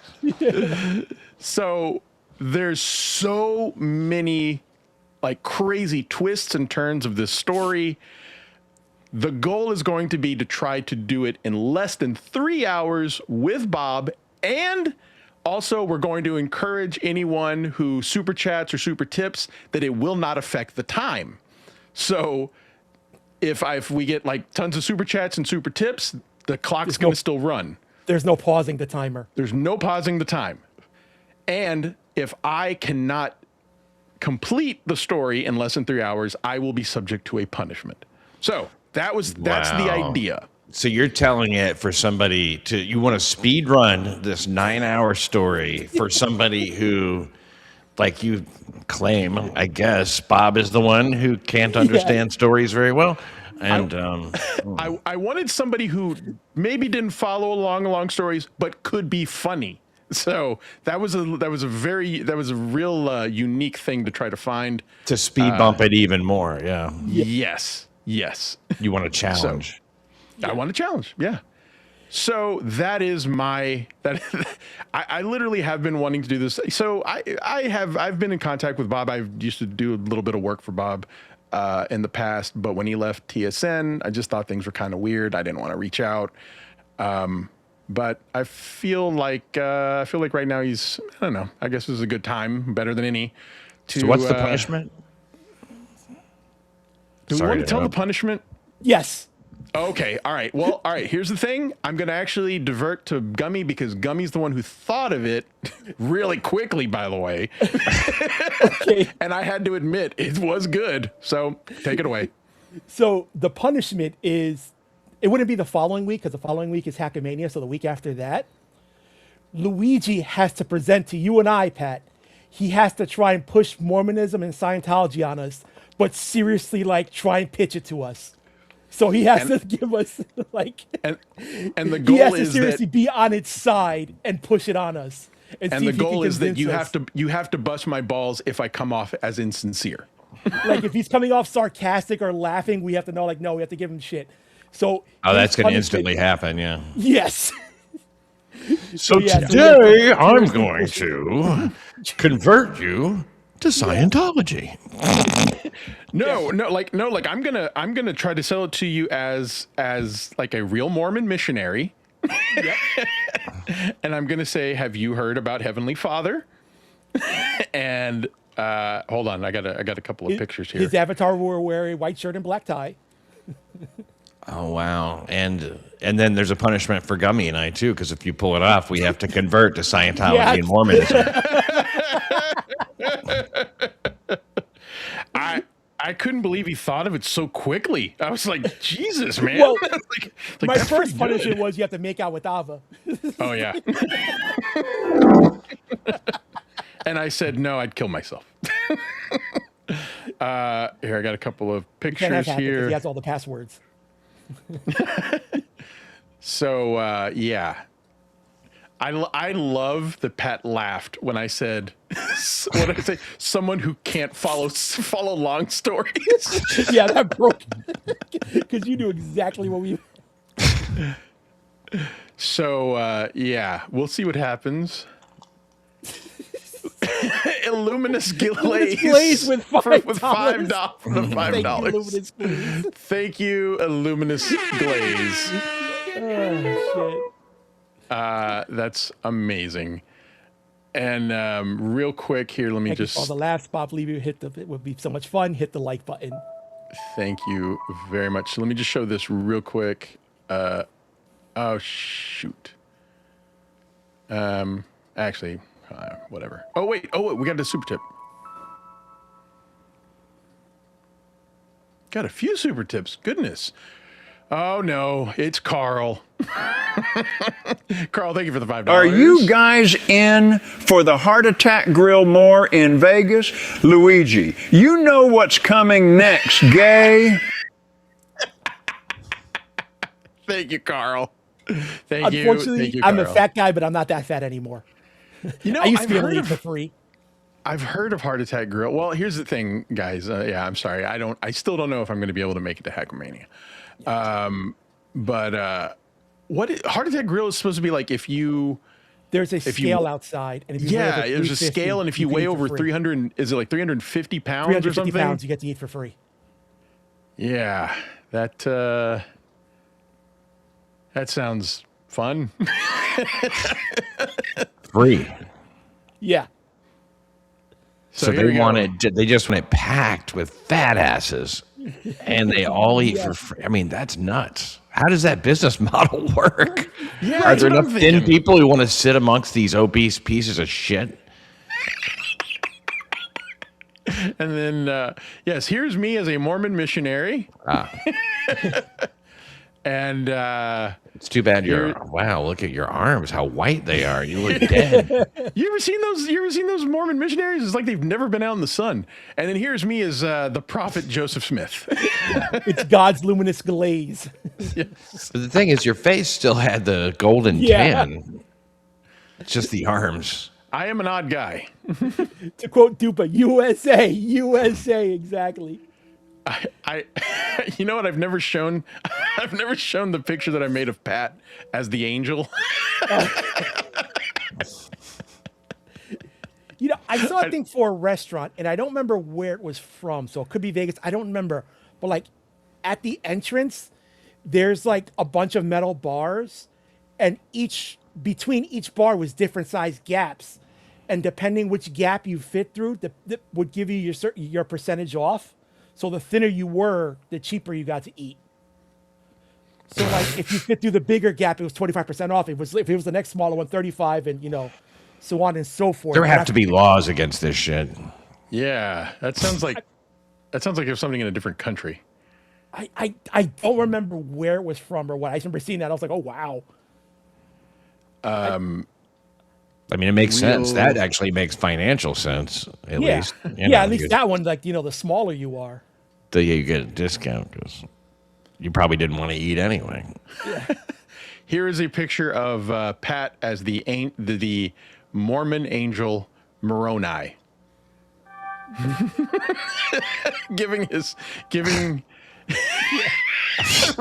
recruiting Joseph Smith or whatever he did.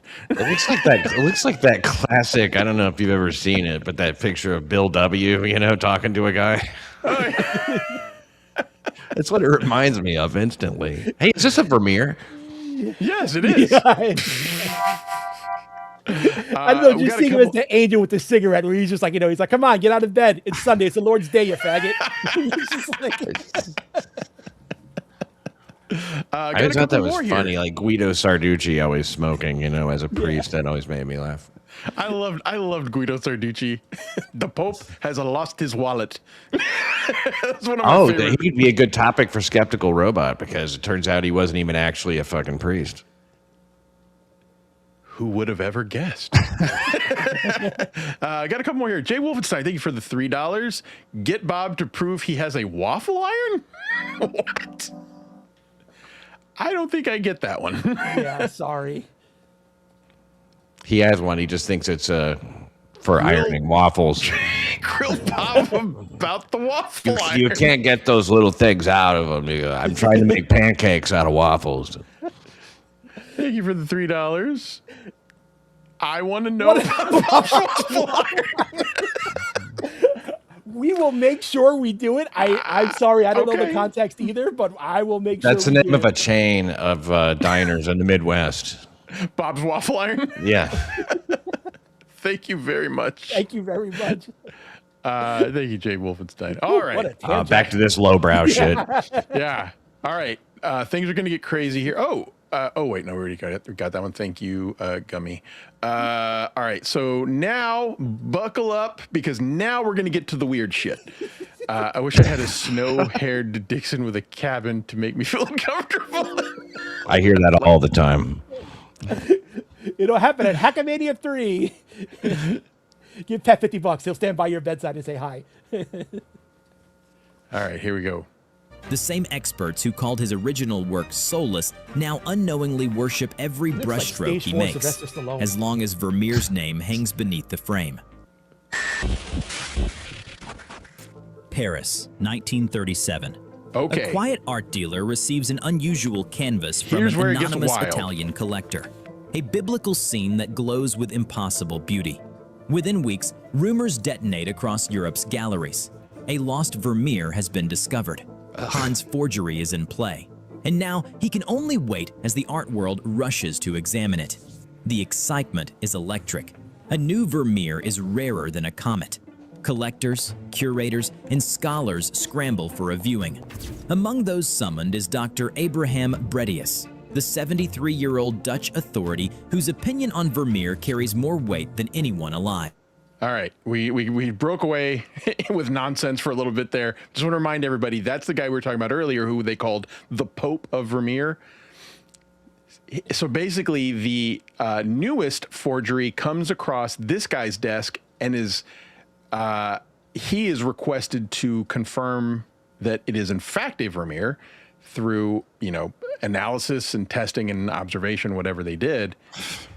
These people are so stupid, though. I'm sorry to break in, but it's like, wow, for all this time, these centuries, we've had no Vermeers, and now they're just coming up all the time. We've found 17 of them in the past 2 weeks.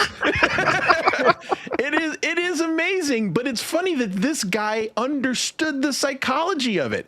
And that's what's so crazy, and that's the biggest part of con artists, is that it's all a mind game. If they know what you want, they're going to make you think that you're getting it. And that's what this guy does. He makes these people believe that their egos are he's feeding their egos and that they're getting exactly what they wanted. and taunting it around. So basically everything he said about them was right. He's like, you guys are a bunch of pompous, arrogant, egotistical assholes, and now I'm going to prove it. And he's definitely in a corner, waist down, like covered by a curtain, jacking it off while everyone's just going crazy over this shit, right? Oh my God. Like, how is he not just like always boned up watching these people fall for it? Yeah. So again, creating pearl earring after pearl earring. Yeah, exactly. So if we make another comparison to the Dabbleverse, yes, these are like the pranks TSN has pulled on John, but nobody knows about them, His verdict can elevate a painting to immortality or condemn it as worthless. He is the gatekeeper Han We're must making fool. Karmic believe that Han Grillo waits said something about him. Dude, God, did you see Grillo get interviewed today? Yeah, that was so. He was on TSN this morning, and Shuli asked Grillo. Shuli asked Grillo what his relationship with Karmic was, and he goes, "I don't know, but somebody told him that I called him a disingenuous faggot." Like, I don't know why that was just so funny. And he's like, he believed it.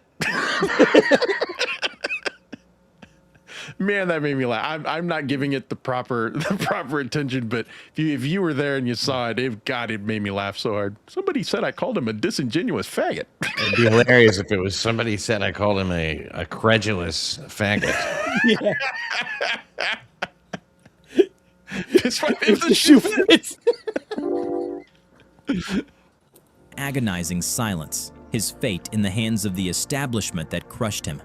Bredius examines the canvas for hours in a private viewing, studying every detail with the intensity of a surgeon. The brushwork, the pigments, the craquelure, the composition. Finally, the elderly expert steps back and his face breaks into a radiant smile. He publishes his verdict in the prestigious Burlington magazine. A wonderful moment in the life of a lover of art. The masterpiece of Johannes Vermeer of Delft. The masterpiece. He has gotten it by the most credible, the most respected Vermeer expert. Okay, so now he has their endorsement, but of course his name's not, Van Meegren's name is not attached to any of this. And no one's asking any questions about how did you get so fucking rich so quick? Yeah. I mean, there's so many red flags, right? There's so many. It's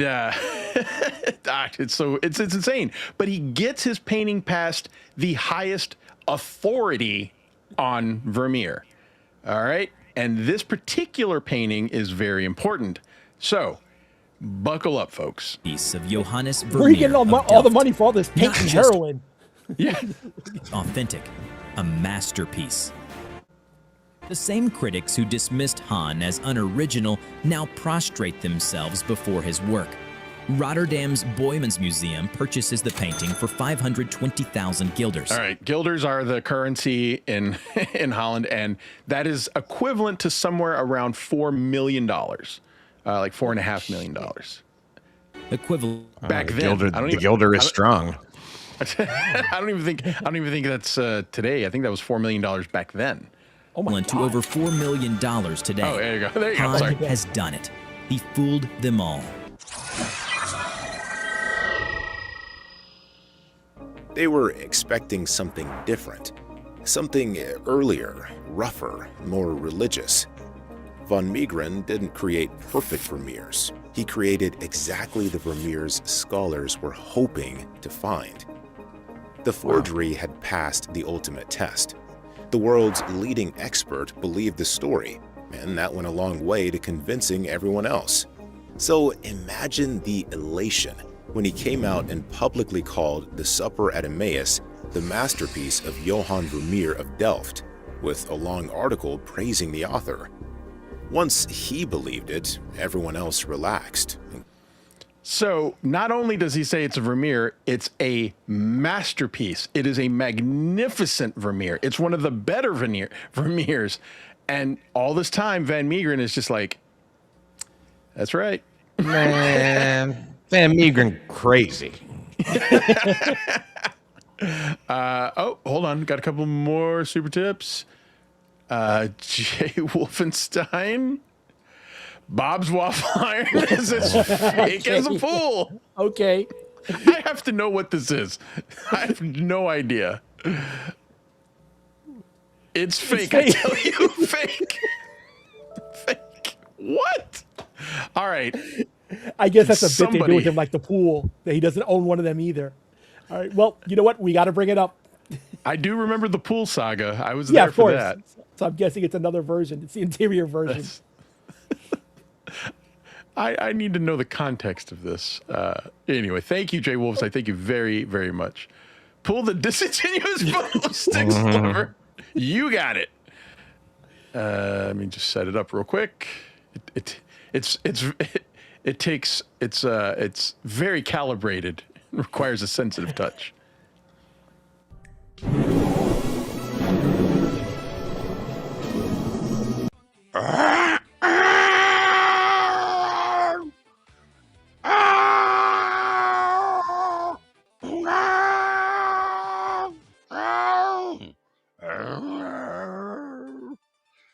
T-Rex arms.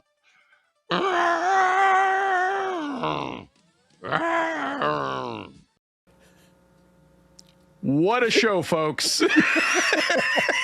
How do we know these are authentic karmics and not a forgery of some sort? Yeah. That's the ultimate con. How do we know this isn't a Von Fuddle forgery? Who's the foremost expert on karmic? Yeah. Get it by them. The Von Fuddle. Hey, real quick, Gummy, can you go through some chats? I'm going to go use the restroom. Be right back. Give me 2 minutes. Sure. Let's see. Bob will have a waffle iron by next week. Ah, so is that the thing? Like, he was always like, the pool will be next week? I got it. All right. Karmic is a grown-ass man. Yeah, but that's Minnesota grown, love. By the way, Duba, please remember to hit me up on X so I can send you some goodies since you're not coming to Hackamania. Carney Rex. he's a real Tardosaurus Rex, if you will.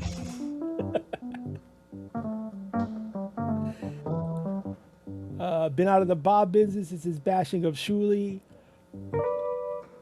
I don't know. I mean, I try to get along with everybody, so I don't know. That I guess that's their thing, but I don't know. That got nothing to do with me.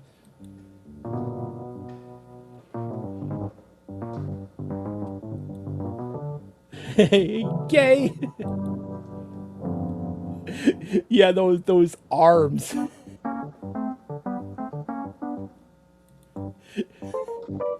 The one pun. Carmi's looking for the elusive chocolate starfish at the beach. Nice. I don't know that it's ever going to get old. Him saying, "Oh, look at that seashell. Oh, it's a jellyfish." God, I heard that, and I mean, I'm telling you, every sensor went off in my brain. Like, oh my God, he's retarded. That is literally something like a 5-year-old would say. Like that. Like, I get that. You know what I mean?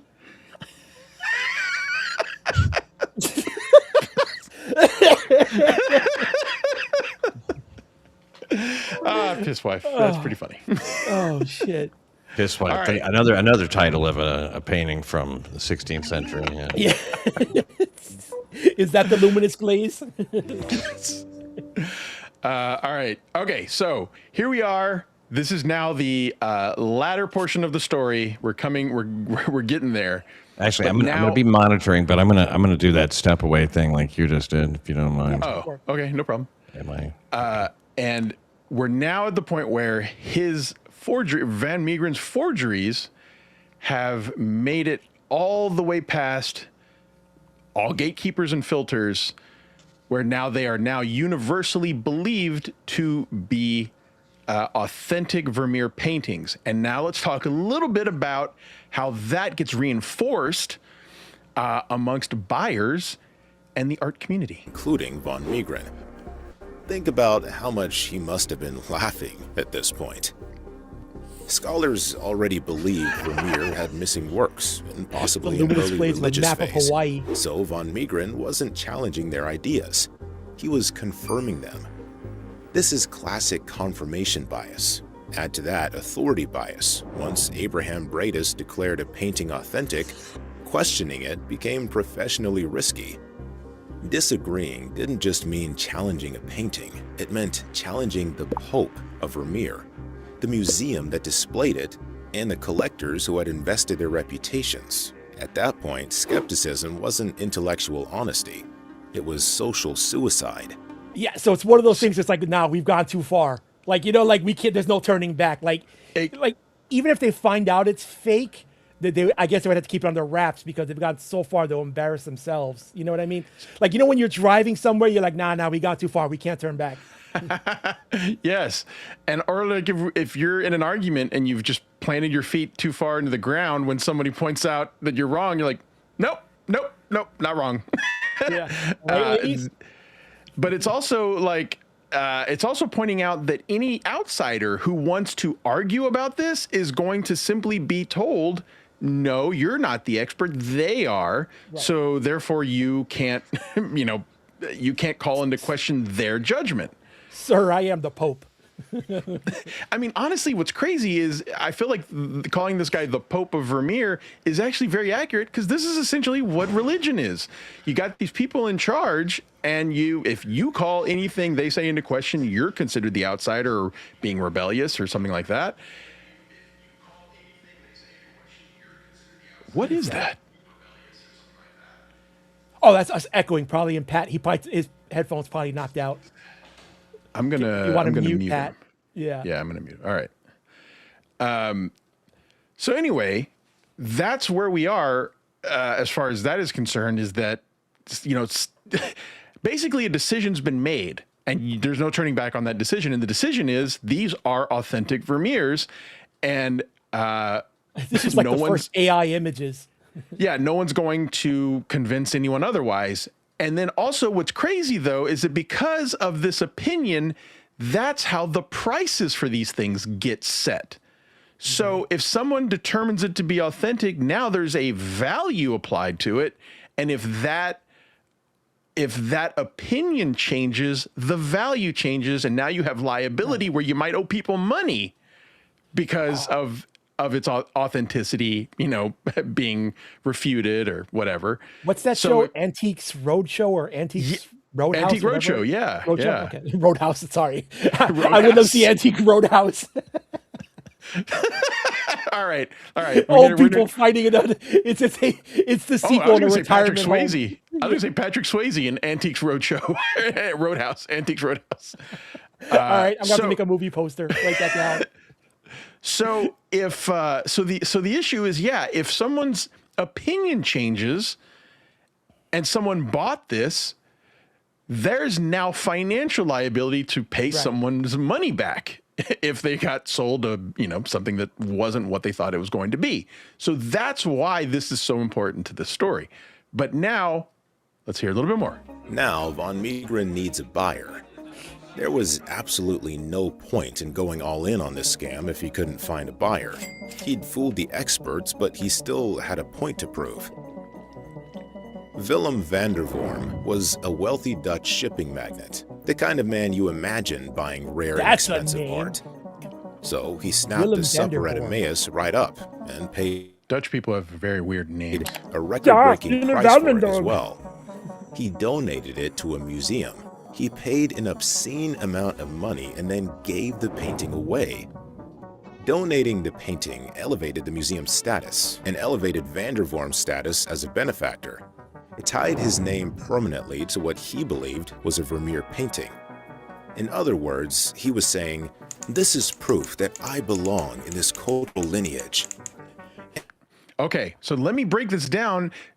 As you guys have done a great job of relating this to Dabbleverse terms, let's call this clout chasing, where when somebody has the money to buy something like this and then have the ability to give it away, they are now given entrance into this fruity little club where they are now accepted by others who are in the Fruity Little Club. He's waving around a foam finger that says #1. Yes. I mean, it's all clout chasing, and it's all I donated my painting. it's all status and faux. I don't even know what the word is I'm looking for. Just faux faux hierarchies in this world. This is how they're getting it. And this is exactly what this guy was trying to fight against and say that this is what they were doing and pointing it out and saying, who are you to value art when you're a bunch of morons, clout chasing morons? And that bought him a ticket. I'm sorry, pause it for a second because I need to share a picture with you that was just sent to me. Okay. Oh, here we go. Yeah. Was it from Jay Wolfenstein? No, Haley sent me this just now. Oh, well, I just got this. Gummi, check your email. I clipped the waffle iron context. I'll grab that in a second. Click on the picture. Shout out to Haley from Pretty Annie Social. She literally just sent it to me, and it is fucking genius.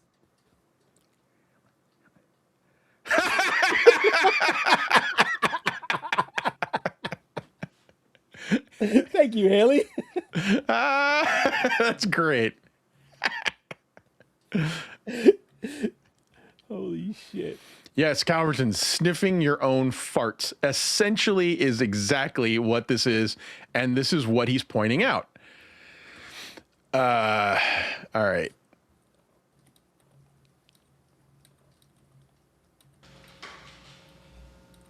Every exclusive room at the time.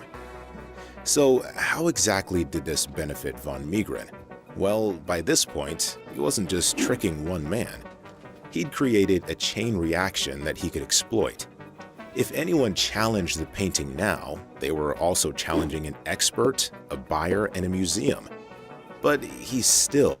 So, Pat, I don't know if you were following along, but basically... yes. Okay, good. All right. So, clout chasing, and then also a religious aspect in which there's a bunch of people who are holding the keys of the kingdom, and if you call their judgment into question, you might be the one who is ousted. Wasn't done. Andrew Mellon was an American billionaire and one of the most powerful art collectors in the world. So when he purchased a von Meegeren Vermeer, it gave the forgery legitimacy. No one was going to go up against such powerful people now. Von Meegeren had successfully fooled some of the most powerful and wealthiest people in the art world. No one wanted to be skeptical, and luckily for him, there was no modern forensic tests to prove that the paintings were fake. But what von Meegeren wasn't expecting was his clever forgery to attract the attention of the Nazis. Fuck. Here is where the story goes off the rails. Because we were on the rails up to here. That's true. Yeah.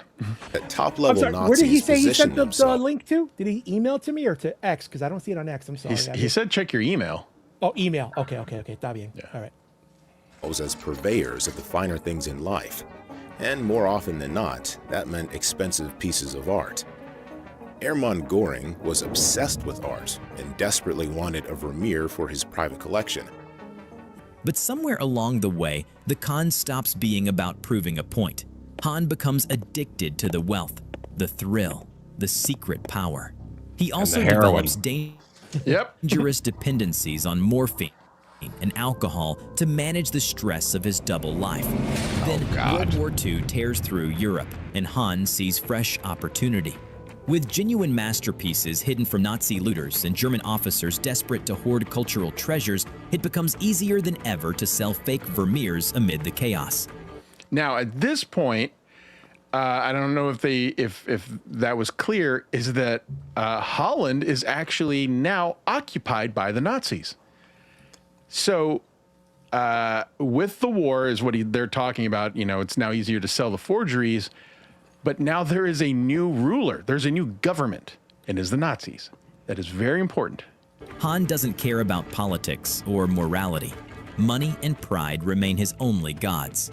In 1942, he paints another glowing forgery, Christ with the woman taken in adultery, and quietly feeds it into the occupied Amsterdam art market. The painting lands in the hands of Alois Miedel, a German-Dutch collaborator with direct access to the Nazi high command. When Miedel sees Hans Vermeer, he knows exactly who will covet it. Reichsmarshal Hermann Göring, Hitler's second-in-command, an obsessive art collector. It is funny to think that there was a time in history where someone says, hey, you know who'd love this? Hitler's guy.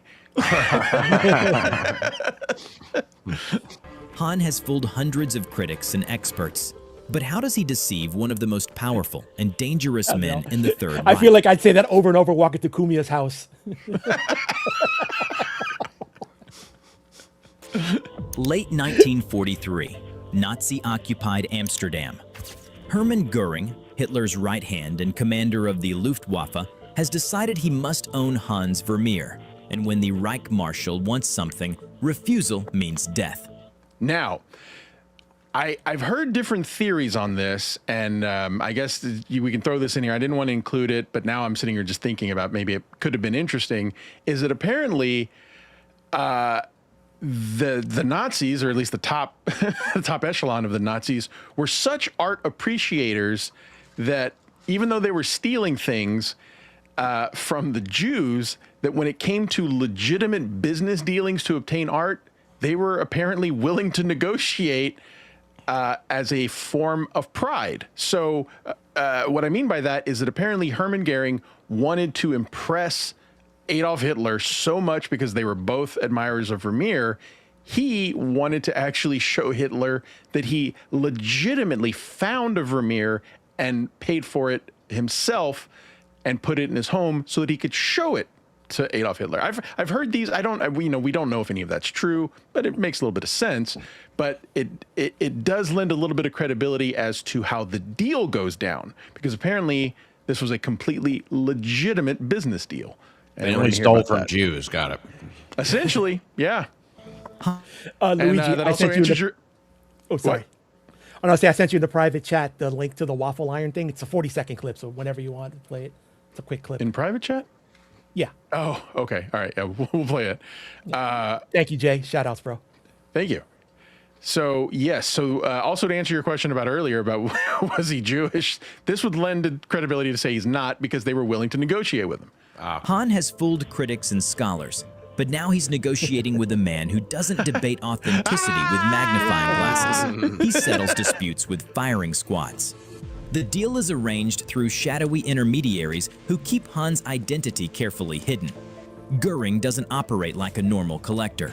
He doesn't browse galleries or attend auctions. He takes what he wants, adding to the massive hoard of art he's looted from Jewish families in occupied territories across Europe. His collection rivals any museum, built on theft and power.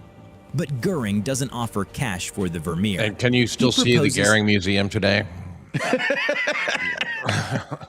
The Göring Museum.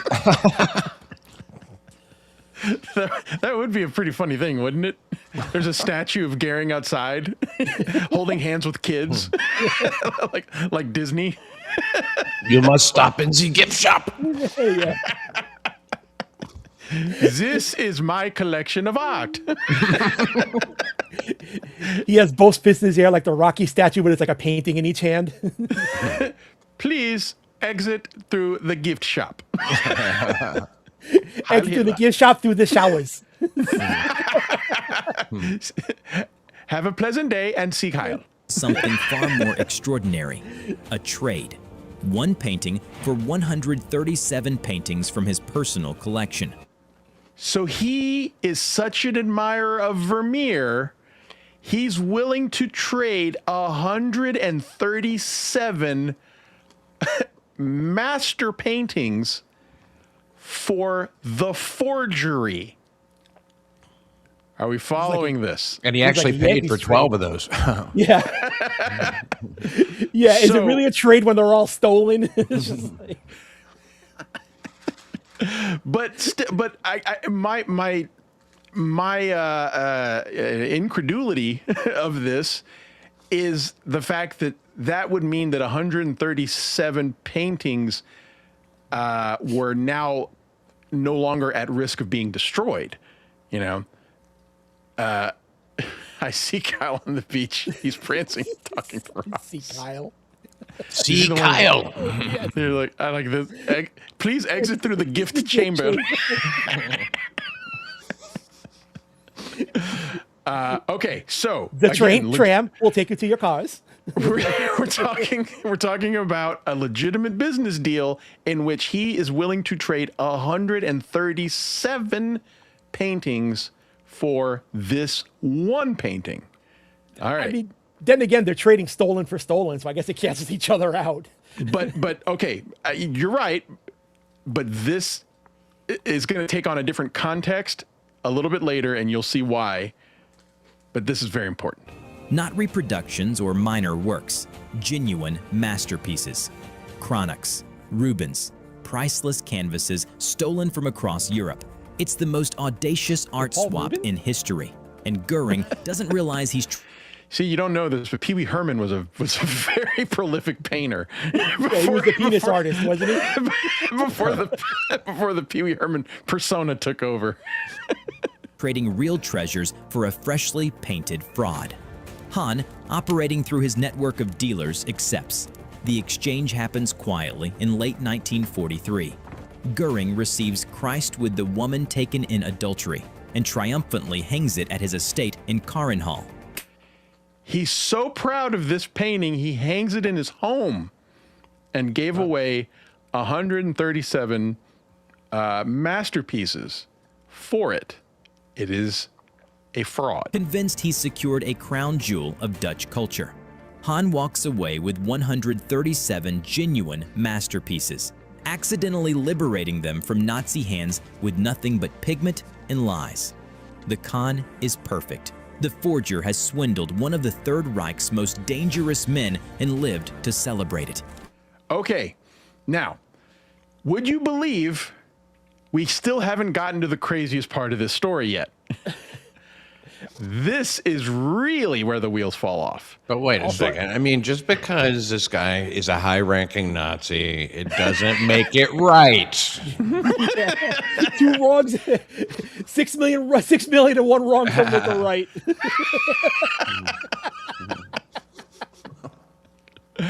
So, okay, so we want to clarify here, or I mean, at least just kind of catch up, is that yes, this guy was a dirtbag. He was a forger.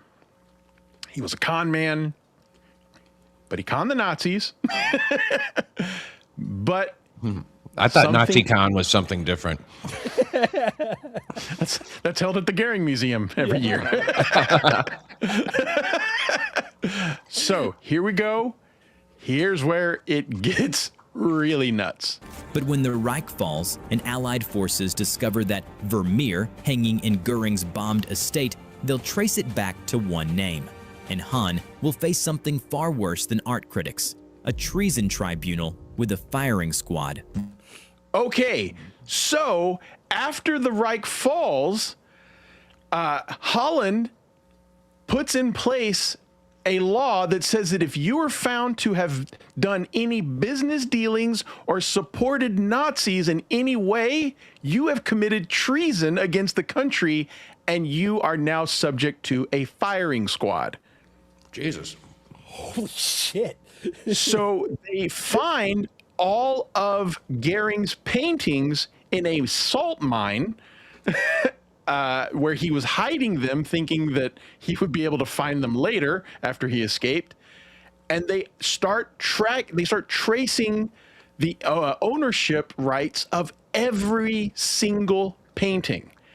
And they do some real digging into the Vermeer that was hanging on his wall. And and they actually are able to link it directly to Meegren. And now he's put on trial for aiding the Nazis in an act of treason. He's like, no, I fucked him over. Yeah. Guess what? That's his defense. I fucked them over. I did not supply them with anything of value. Yeah. In fact, I stole from the Nazis. No, I liberated. As a matter of fact, y'all should be thanking me. Gummi, you're joking. But that's his defense. That is his defense in order to save his own life is now, I'm a con man. And guess what? They don't believe him. By the way. Yeah, they don't believe him. So he has to prove it. Well, why would they believe him? He's a con man. Exactly. Yeah. Yes, exactly. So listen to what happened. Waiting. Prize thief among the high Nazis was Hermann Göring, who looted museums and private collections in all parts of Europe. Much was hidden in caves, and advancing troops captured fully laden freight cars, ready to move much of the collection to safer places for Hermann. Göring's ill-gotten loot is no longer his to admire. The collection goes on display for GIs before an Allied commission attempts to return everything to the proper owners. After the war was over, an Allied art commission tried to find all the original owners of the stolen Nazi art. But they were puzzled by this one painting, this previously unknown work by Johannes Vermeer. They learned the painting had been sold by Han van Meegeren. He was quickly arrested and put on trial for selling Dutch cultural property to the Nazis. May 1940. How were they able to trace it back? And he works this complicated fucking, network of art people, but like for some reason they can just go, oh, it's clearly him. Well, their it took some papers were in time. order. Their papers were in order. Their papers were in order. So, yeah, I mean, it took a little bit of time. I think it took a couple of years, but yes, they are able to find the owners of every piece of art, or at least, some aspect of ownership, and they trace these back to him.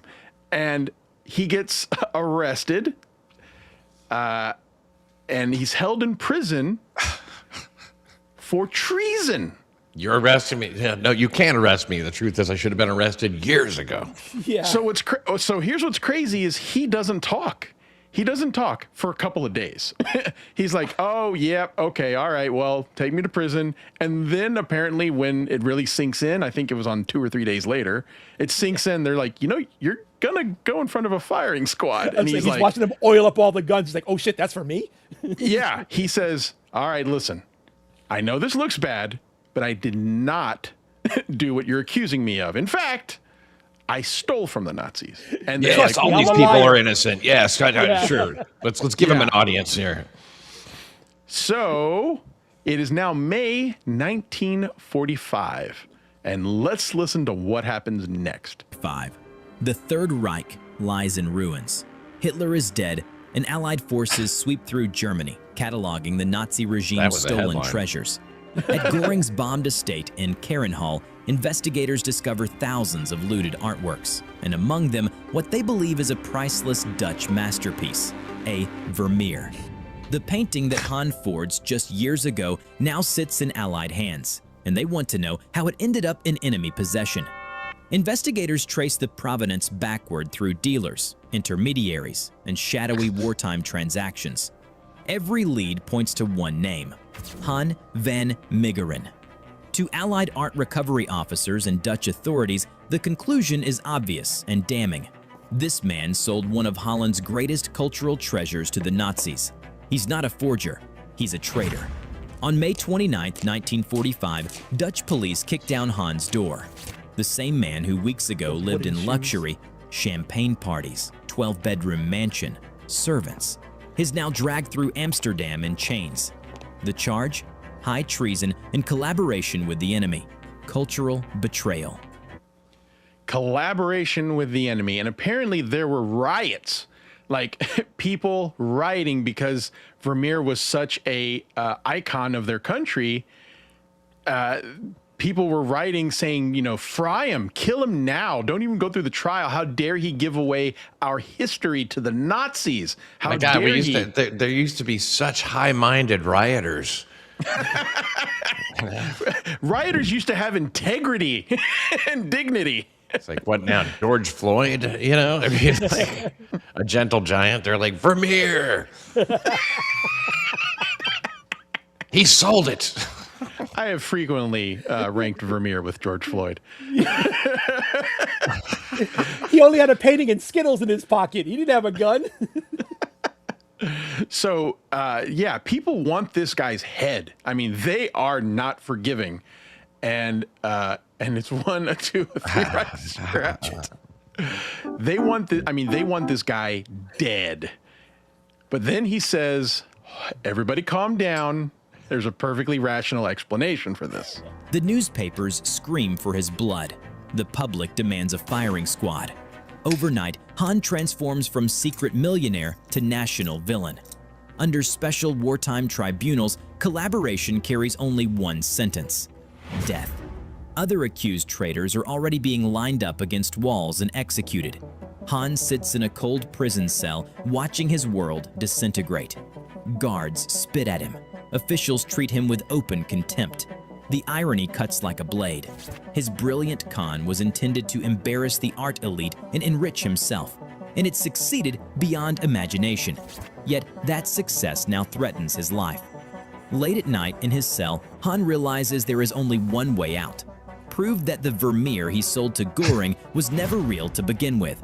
He has to show the world that the prized painting was a forgery, and that he, not some long-dead master, painted it.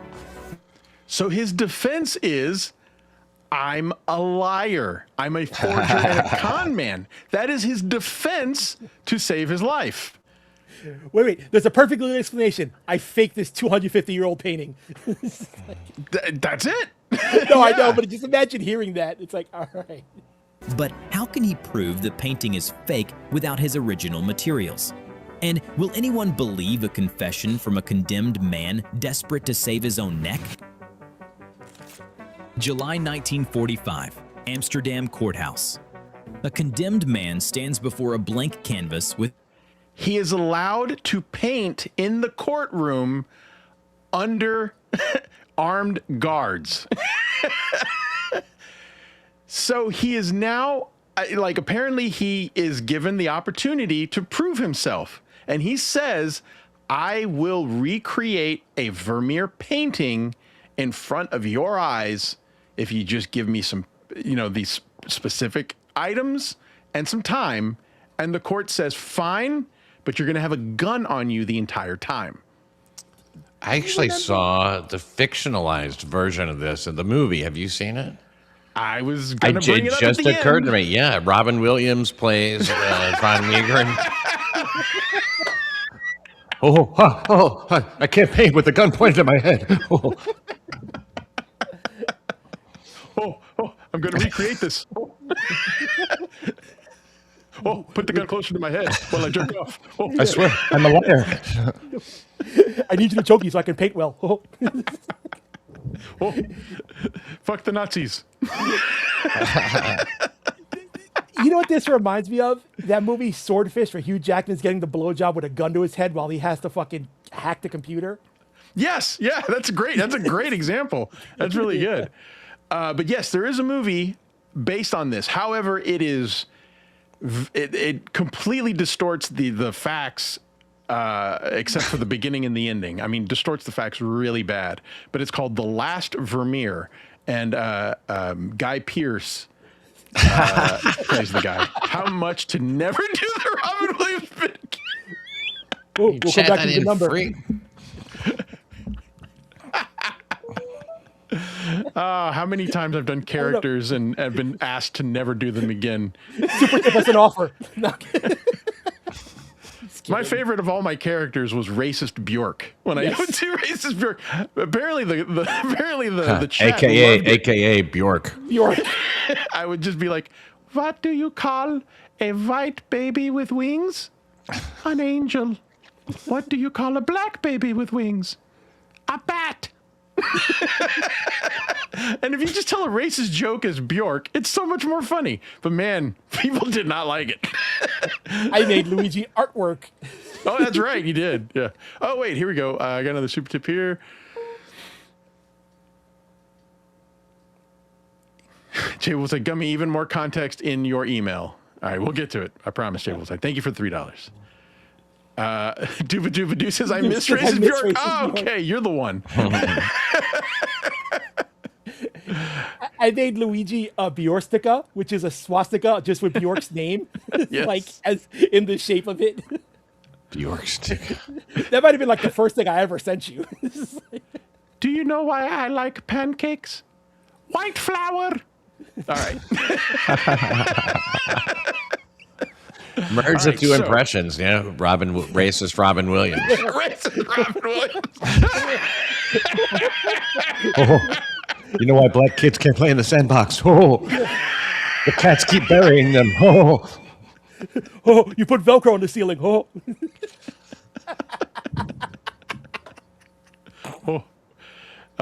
Black guy can be Batman. Because he can never go into a liquor store without Robin.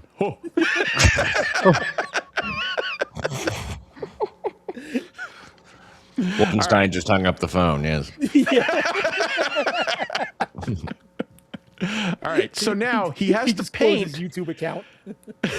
he has to paint with a gun, with guns to his head, in a courtroom and in front of an audience. With armed guards watching his every move, Han van Meegeren has just made the most desperate proposition in legal history.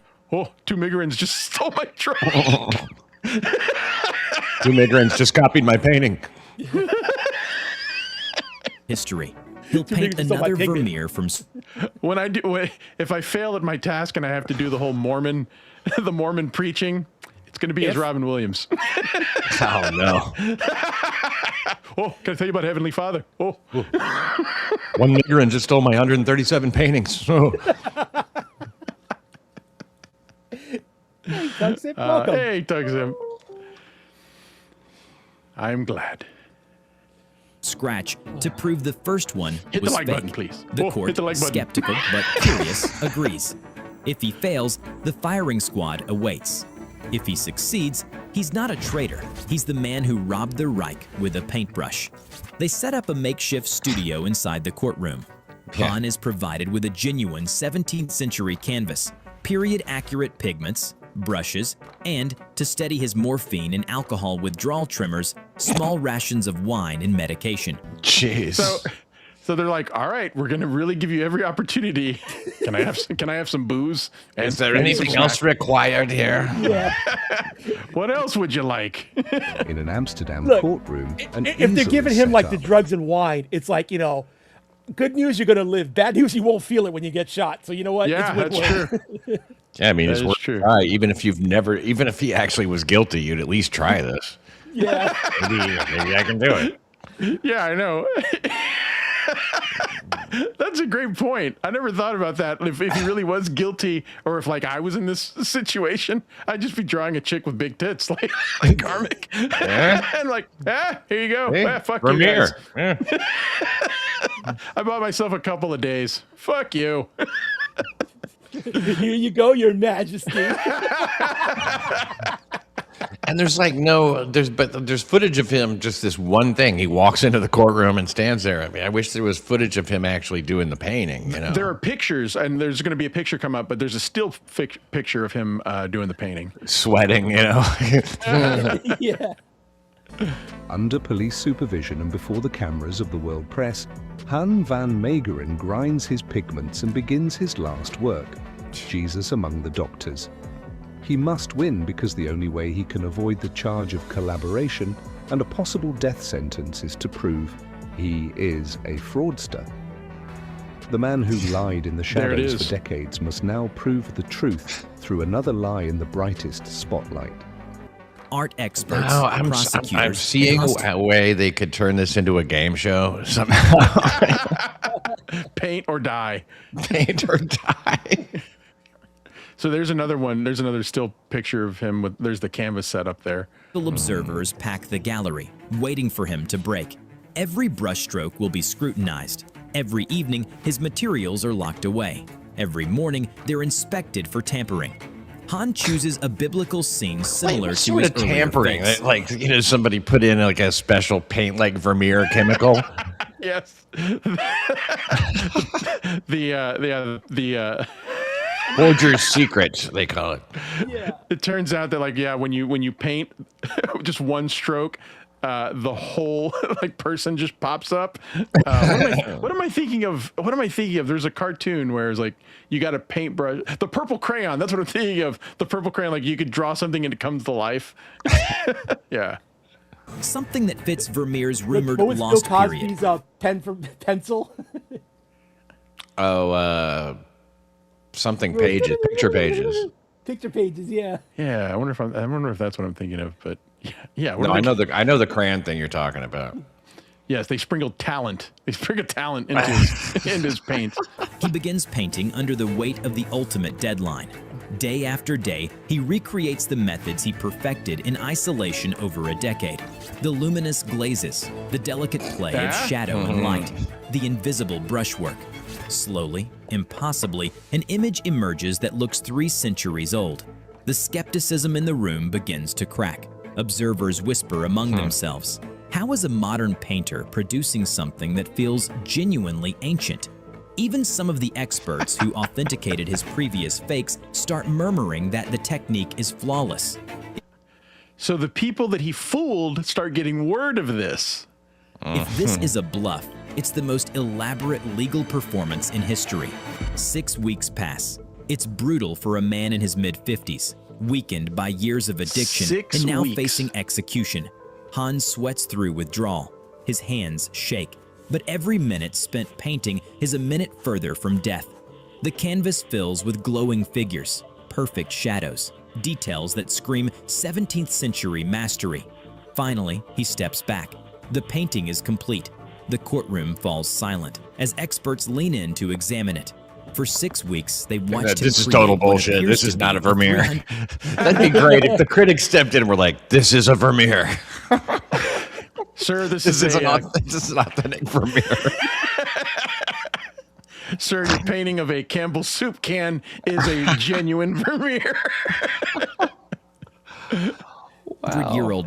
But how crazy is this story? I have never heard this story till like a month ago, and I was like, we have to do this. So is the redemption, let me guess, is it that this painting is worth more than every other Vermeer painting? No, but there's an ironic twist. But basically, it was, the redemption is that he swindled the Nazis as opposed to helping them, which, in public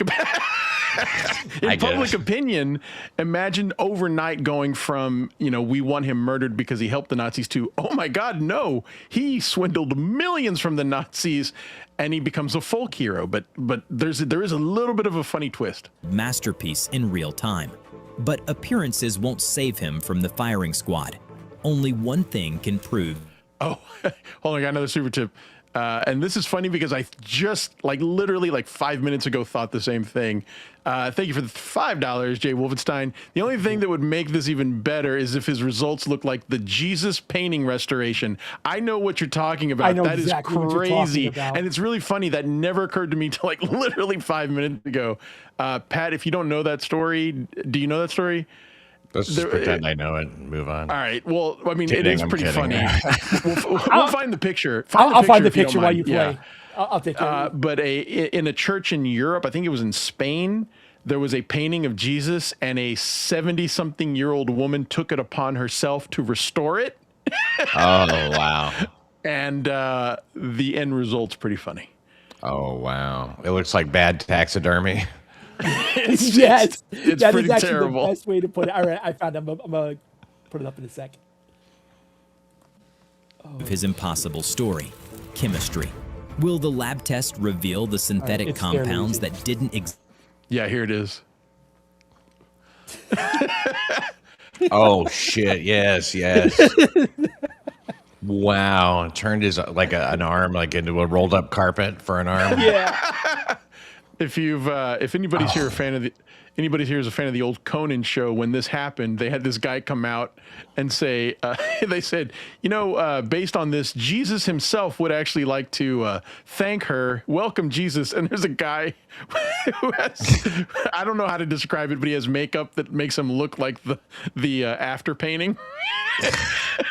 I mean, she gave him a ring of beard around. Yeah, I mean, that's what he so has amazing. is like a head of hair that turns into a beard under his chin. That is amazing. She needs to be in front of the firing squad. Yes. Exist in Vermeer's time? Or will right, they almost condemn done with Han this. as a desperate liar painting his way toward execution? August 1945, Amsterdam. Scientists in white coats run chemical analysis on Han's courthouse painting while he sits in his cell waiting for a verdict that will either free him or kill him. The results arrive like a thunderclap. Bakelite detected in the paint layers, a synthetic compound that wasn't invented until 1907, 2.5 centuries after Vermeer's death. It's irrefutable proof. So they're able to scrape off the painting from the paint from the painting sold to the Nazis when he tells them, here's what you're going to find. And there is that substance bakelite, which had only been invented 30 years before and was not available in the 1700s. And then they start doing the chemical testing, and it proves that he was in fact right. And he forged all the paintings that he sold, and including the one to the Nazis. I mean, but God, it's not enough that he just fucking, busted right? out one of these, a new copy, a new forgery. I guess they wanted to be thorough. Is modern. Han's confession is true. The courtroom erupts. Art experts who spent years authenticating his fakes are left speechless. Not Good by point. I think honestly, yeah, right. No, I'm being serious here. I think that the technology wasn't available until, like, literally coincidentally this moment. There was something about the technology to do it was not available. Something like that. Yeah, to run the test. We figured out a better way to do this. Sorry for your trouble. Hey, Bacon Bits, thank you very much for the Canadian $2. I wish I could give you more. Luigi, it's Californian $2. Oh, I'm sorry, California $2. Thank you very much, Bacon Bits. Thank Totally you kidding. so much. No problem. You guys, bro, just being here and hanging out is more than enough. We appreciate anything, just hanging out, making us laugh, that, or hitting the like. So thank you very much, man. We appreciate every penny. Please don't even. We are grateful for the views. Yes. You do not have to give, but we appreciate when you do. Thank you very, very much. And we are here on the last couple minutes here. Guilt, but by his genius. I sang the same song one did time. Big light repairs, big light That's repairs. funny. The safe light. I literally sang the same I didn't even thing. think about that. Them all. Dr. Bredius, the authority who staked his reputation on Christ at Emmaus, is humiliated. The entire European art establishment has been played by a rejected painter with a grudge and a chemistry set. The treason charges evaporate instantly. Han didn't betray his country by selling a national treasure to the Nazis. He conned them. He traded a worthless fake for 137 genuine masterpieces, accidentally liberating stolen art with nothing but lies and pigment. Overnight, public opinion flips with dizzying speed. In the end, van Meegeren was convicted of forgery, not treason. So he still got a conviction, but he avoided the death penalty. So they gave him a conviction for forgery, which is a crime, apparently. Life without parole. Yeah. But here's where it gets funny. A real Walter White supremacist. And was sentenced to 1 year in prison. Unfortunately, he died of a heart attack only 2 months into his sentence. He gets sentenced to 1 year and dies. God's firing squad. And then, okay, we got another twist coming, which is going to be the final twist of this story. But if all of that seemed wild, wait until you hear this. Van Meegeren became somewhat of a folk hero. His forgeries went on to be forged, including by...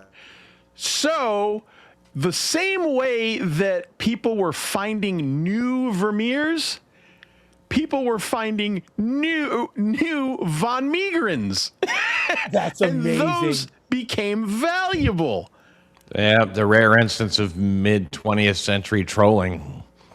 But guess who was responsible? By his own son. His son was selling them. Son of Van Meegeren. His son is Andy Dick?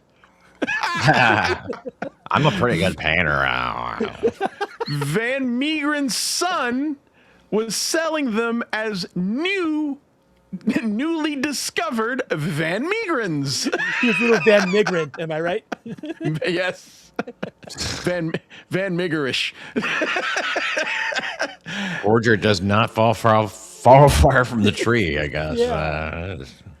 Wow. Jacques van Meegeren produced fake Vermeers that were already known to be fake and sold them as lost or undiscovered Van Meegeren works. He too was... Technically, they are Van Meegerens. They're just not the Van Meegeren. You know, he's not really lying. You should have been his lawyer. Yeah. How crazy is that? But then he gets caught. Convicted of forgery. See, he should have done it the other way around. If they give him a chance to paint it in court and he just can't. He's like, I can't even do this shit. Yeah, I can't force this. Excuse me, my father was given booze and heroin. I'm sorry, I was told there'd be booze and heroin at this point. Yes. If you want it authentic, I'm going to need the booze and heroin. Father's hero status. After all, there can only be one master forger, and Han was the real deal.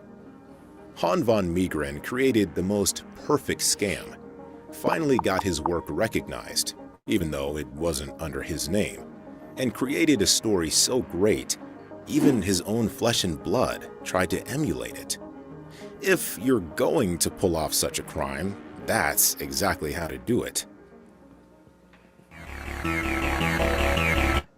How crazy is that story?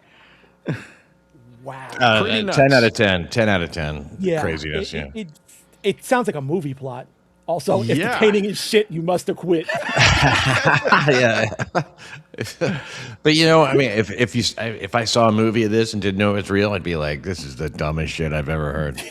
Word. You know, and you take a red pen Unbelievable, and just yeah. go right through the screenplay. Just go, no. Yeah, I mean, just insane story. And I have never heard that before. So, allegedly, we don't have anything to prove it, but allegedly, right during Göring's Nuremberg trial, he was told while in his cell, your Vermeer was a forgery. This is the least of my concerns right now. Supposedly, it was very shocking, and he said that he had it was a quote I read that it said, it seemed as if the first time in Göring's life he realized that there is real evil in the world.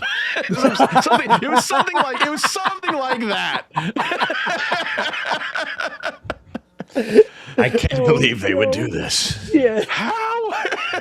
How can such an atrocity happen to me? So underhanded.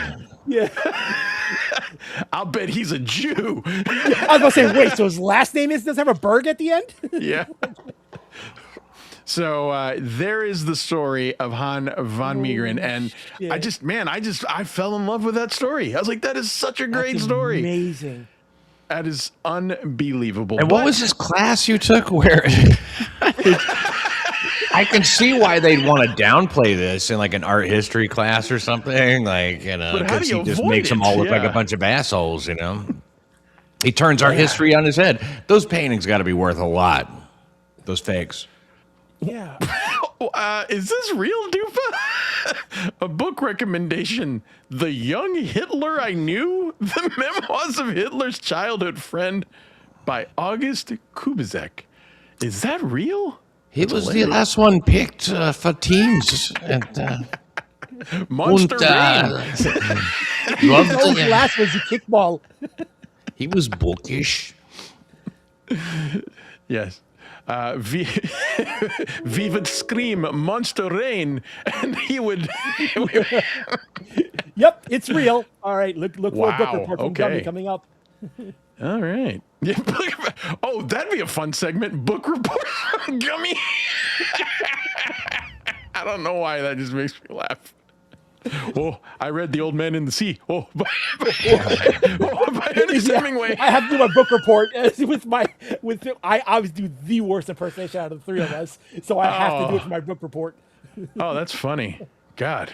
Oh, that just makes me laugh. All right, folks. We have gone way over our allotted time. Thank you for sticking up marathon. Thank you, Pat. Pat, please. You are the one with the tight schedule tonight, so please plug whatever you like and feel free to take off. All right, then. Yeah, see you guys if you can make it over at censor.tv. It's compound censored, and I'm doing New York City Crime Report live there tonight, just like every Friday at 11, and you can use the promo code Dixon for 20% off. I really like doing that show. It's about crime in New York City, and also my channel here on YouTube. I'd love it if some of you guys would come over and watch me at P. Dixon. That's my channel, and subscribe. You don't have to watch, just subscribe. But if you did watch, that would be cool. Just send them money. We try to make it fun. Thanks for having me, as always, man. I'll see you guys later. Take care. So much, Pat. Always a pleasure. Have a great night. Thanks, everybody. Appreciate it. We do have one pun has asked a couple times for the lever, so if you don't mind, before we move on, you got it. Let me get it primed.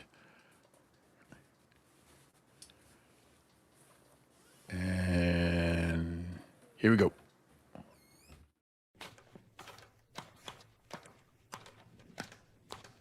I'm a talented motherfucker. If people don't believe me, that's your fucking problem, not mine. Why?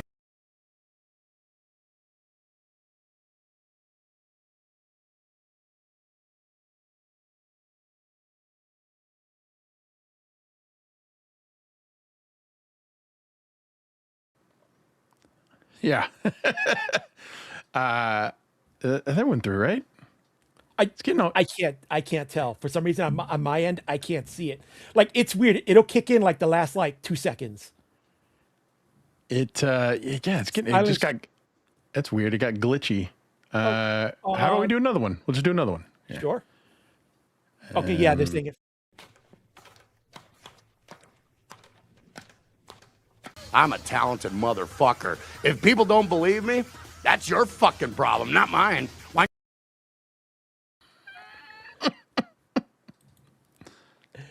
Bacon Bit celebrates 1 month. Thank you so much. Great show, boys. Ack to Luigi. See you in the next one. Thank you so much for coming out, bro. Thank you so much. And yes, please hit that like button. Thanks so much, Bacon Bits. Appreciate that. You know what? Something weird's going on here. I actually need to play another one. Sure. Frozen here.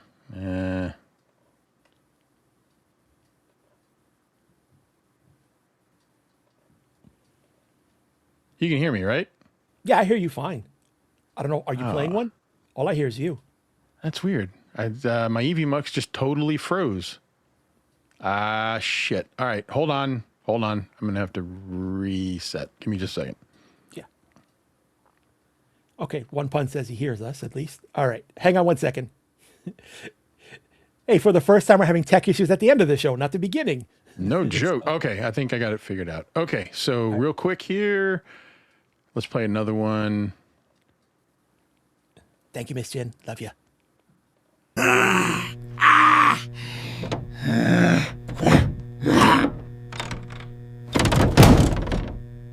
Nothing wrong with a good set of blue jeans.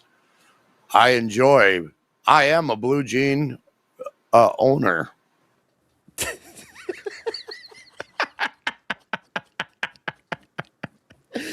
Like you see ones like that and you're like, there's no way this is real. This is a bit, right? But it's just like I wish I could explain it. Man, I'm getting this again. This is so weird. All right, so Gummi, what would you like to plug? Please, hackamania.com. Please use promo code Gummi. There, as of yesterday, Melton said there's less than 30 tickets left. So please, get a ticket. You get 10% off, and then come find me. Show me you bought a ticket. You ain't got to show me your real name. Just show me like your receipt or confirmation email, and I will give you some free merch. And even if you don't, come by my table, please. I have merch at good prices. I worked really hard to keep my stuff between $5 and $20. I want to make everything affordable for people. A lot of cool stuff. And then I also have a lot of giveaways. Got a lot of cool shit. So please stop by, say hi. You can meet Scott the artist, and you will see there will be Gummi. There will be there for photos. So please, if you know what? I want to share another preview with you guys. No one else has seen this other than like 3 people, if you don't mind, Luigi. I'm going to share one of the packaging for something that I'm selling. I am selling stuff in sets. And one of the sets will be my Dabbleverse designs, is coming in a mini shoebox of Air movies. So literally like a small box of Jordans and that is a silhouette, like a legit silhouette of Aaron Imholt doing a terrible layup that I took from a video he posted. So I have a lot of fun packaging. I have like mini pizza boxes, mini donut boxes with a bunch of different merch. So please come check it out. Stop by, say hi. Luigi and I had put together giveaways that I'll be giving out of a bunch of fun Skeptical Robot stuff, of stickers, keychains, poker chips, completely free, but it's only 30 sets. So you gotta come find me. It is really cool stuff, folks. Yeah, we came out with some fire shit. And I will have more than 30 sets, but only 30 will have all of that stuff. After 30, it'll just be like stickers and also custom dice of Gummi and Luigi and Can't Come X and Catnip X and Skepto's on it. So it's a lot of fun stuff. So please come say hi, come say what up. You know, handshakes, hugs. I'm a hug dealer. So please, if with your permission, I give out hugs like candy. If not, a hearty handshake or a fist bump is good for me too. So please stop by and say what up. I will ask for candy. The One Pun, thank you for the $2. 2 weeks to Vegas. Hope to see you both. Hope to see you, One Pun. You will definitely see me. I'm trying to drag somebody, but you know, we'll see. But I will definitely be there. I being a busy bee, working a lot. Oh, that reminds me. I'm sorry. One last thing. I appreciate everyone who invites me on their show. I love it. I hardly say no. The only people I would say no to wouldn't have me on anyway. So I pretty much say yes. But between now and Hackamania, between like my job and preparing all the stuff, I'm just not going to have time. So I'm sorry, I can't do anyone's shows. And one thing, I got to bring it up. I don't want to say names, but also, if you want me on your show, please ask. Like I said, 99.9% of the time, I'll say yes. Don't put me on your thumbnail and then ask me, because that's not fair, because I look like the asshole if I don't show up on the show. So please don't do that. I'm asking you nicely. Thank you. Love you all. Yeah. I also noticed you weren't the only one. I've seen a few others, and I think people understand that that you're not the one to blame. I hope, at least. Yeah. But yes, okay. So I forgot about this. Actually, thank you for reminding me, Jay Wolfenstein. We do have a video to show. It's a short clip. Oh, and somebody named Luigi Greenberg gave out 5 memberships twice. Who the hell is that? Some asshole. Fucking fanboys. Fucking nerds. Let's see what this is.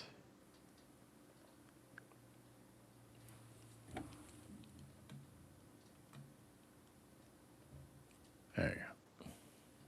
Life now. I don't know why John can't do that. Because I don't think he likes to be made fun of. Like, even if it's a joke, I think he takes it very personal, and I think that's what shows, and it makes him easy target, because, you know, like I said, you know, he has the shoes you just slip on, the sneakers. He showed his, like, you don't have to show everything because somebody said something. Yeah. Oh, you don't see me running around and saying, you know, I got a waffle iron because somebody said I don't have one. You know, that's what I think makes him look kind of bad. That's the way I'm looking at it. I think Life now. I don't know why John can't do that. Okay. He sent me, I just put in the private chat 2 more videos. They're short also, short clips that give more context. So if you don't mind. All right. And Jay said he's been super chatting about the waffle iron ever since.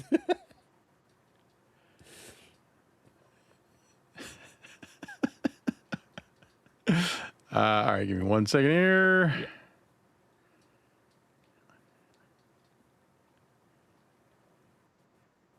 me, not as much as I hate Jay Wolfenstein for $2. Thank you. Bob doesn't have a waffle iron. Do you want me to go get it and show it to you? Super chat me $20 and I'll go get the waffle iron. All right? Yeah, and I guess I graduated from high school too. Okay? All right? Fucking idiots.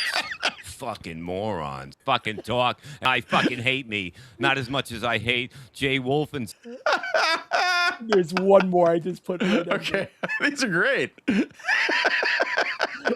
Hold up, before you do that, I got to put up a comment that got me good. Hold up. Hold on. He got a waffle iron from Anthony. It's already broken because it's Italian. A waffle iron. All right, here we go. Yes, I love coloreds, and this. Look at this. Everyone loves coloreds. We got a fucking orange one. I think it's orange. Jay Wolfenstein, $20. Thank you. Show us your waffle iron, old man. All right.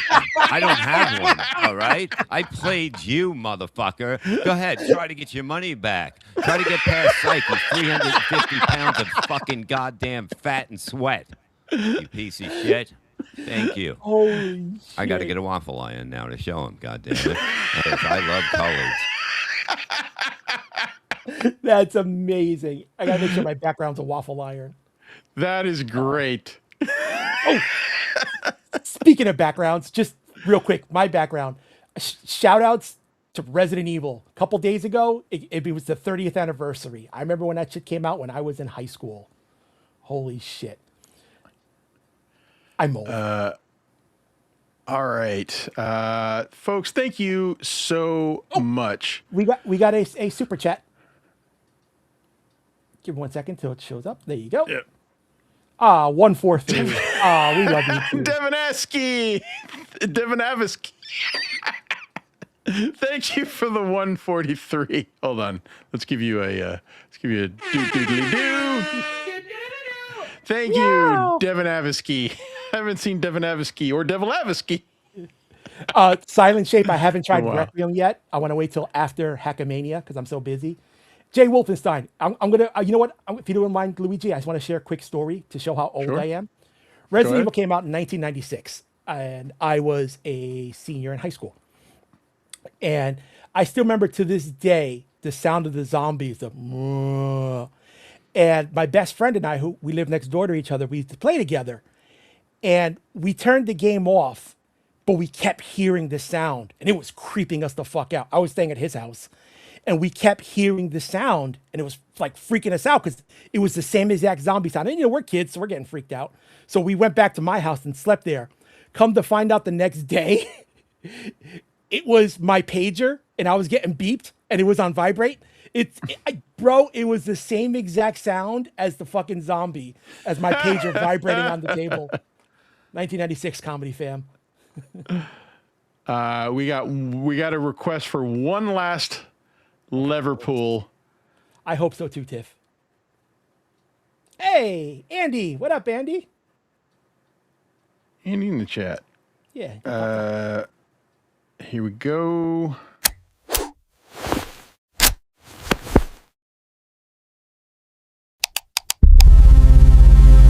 Sucking baby batter out of a meat log. What a you should be ashamed.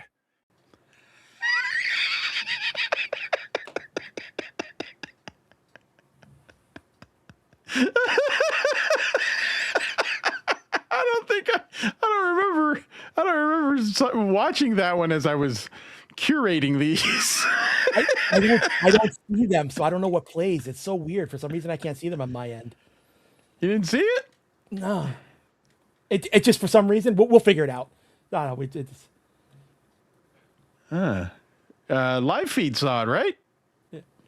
Maybe, Mistress Meg. Drug. All right. Oh no, she said drug pager while saying my pager was going off. Now, why would a teenager from the Bronx in 1996 on a Saturday night be dealing drugs for his pager to go off? Really, Andy, that's super cool. So Andy actually attended a screening of The Room tonight and got to meet Greg Sestero. Nice. That's awesome. Oh yeah, Carl left early from TLP to go. Okay, so ew, you went with Carl? Please tell me you left them there. Oh wait. So chat that came. It looks like that came through pretty clear. It goes through every time you play it, but for some you're not reason seeing I can't see it, or it'll kick in like the last 2 seconds. That's why I had asked you to like play something twice, but I didn't know that chat saw it. That was like the first time you played it. We'll figure it out. I don't know, probably something with the scenes or something. I don't know. Yeah, dude. Evie Mux We're all fucked still us learning over. this shit. Yeah. Fucked us over earlier this week on Unboxing Eric. So I'm going to blame Evie Mux.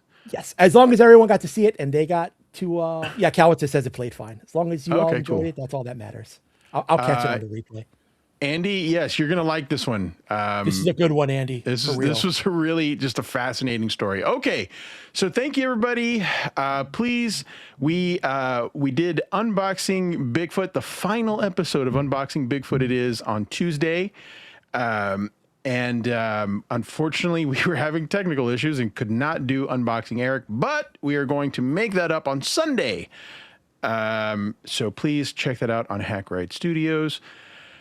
Recently had a new episode of Edge Files, where we talked about this concept that I still can't wrap my head around. Check that out. I'm thinking if there's anything else. I can't think of anything else coming up, but yes, check out Gummi's merchandise. I really can't tell you enough how much thought and creativity he put into this stuff, folks. It's just really cool. And if you're going to be in Vegas and, if you have any desire to have some sparkly, fun toys, please stop by and it's going to have our face on it. Yes. Yeah. So yes, thank you, folks. Imagine getting dice and poker chips with our darling faces for free.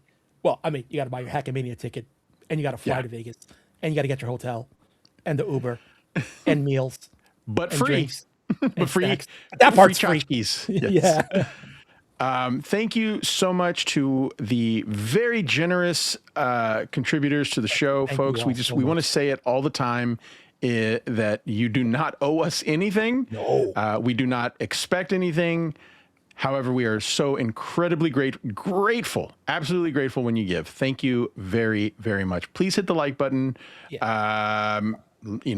Drop the us a fact comment. You guys whatever. spent 3 hours watching us talk about an art that means like the world. So for real, thank you so much. So, folks, I've got a lot of work in front of me to prepare for Bob. Wish me luck, and we will see your presentation. Because let's be honest, that's gonna be more of a when than an if situation. Yeah.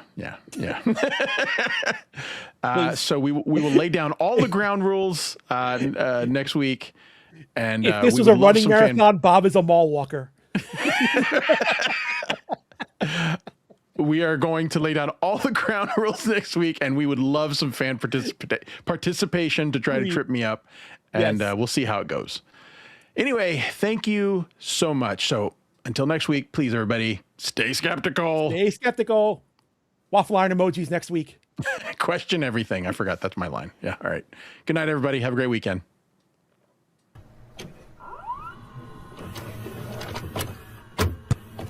I ain't whiffing no farts. I ain't whiffing no farts. I ain't whiffing no farts. Farts.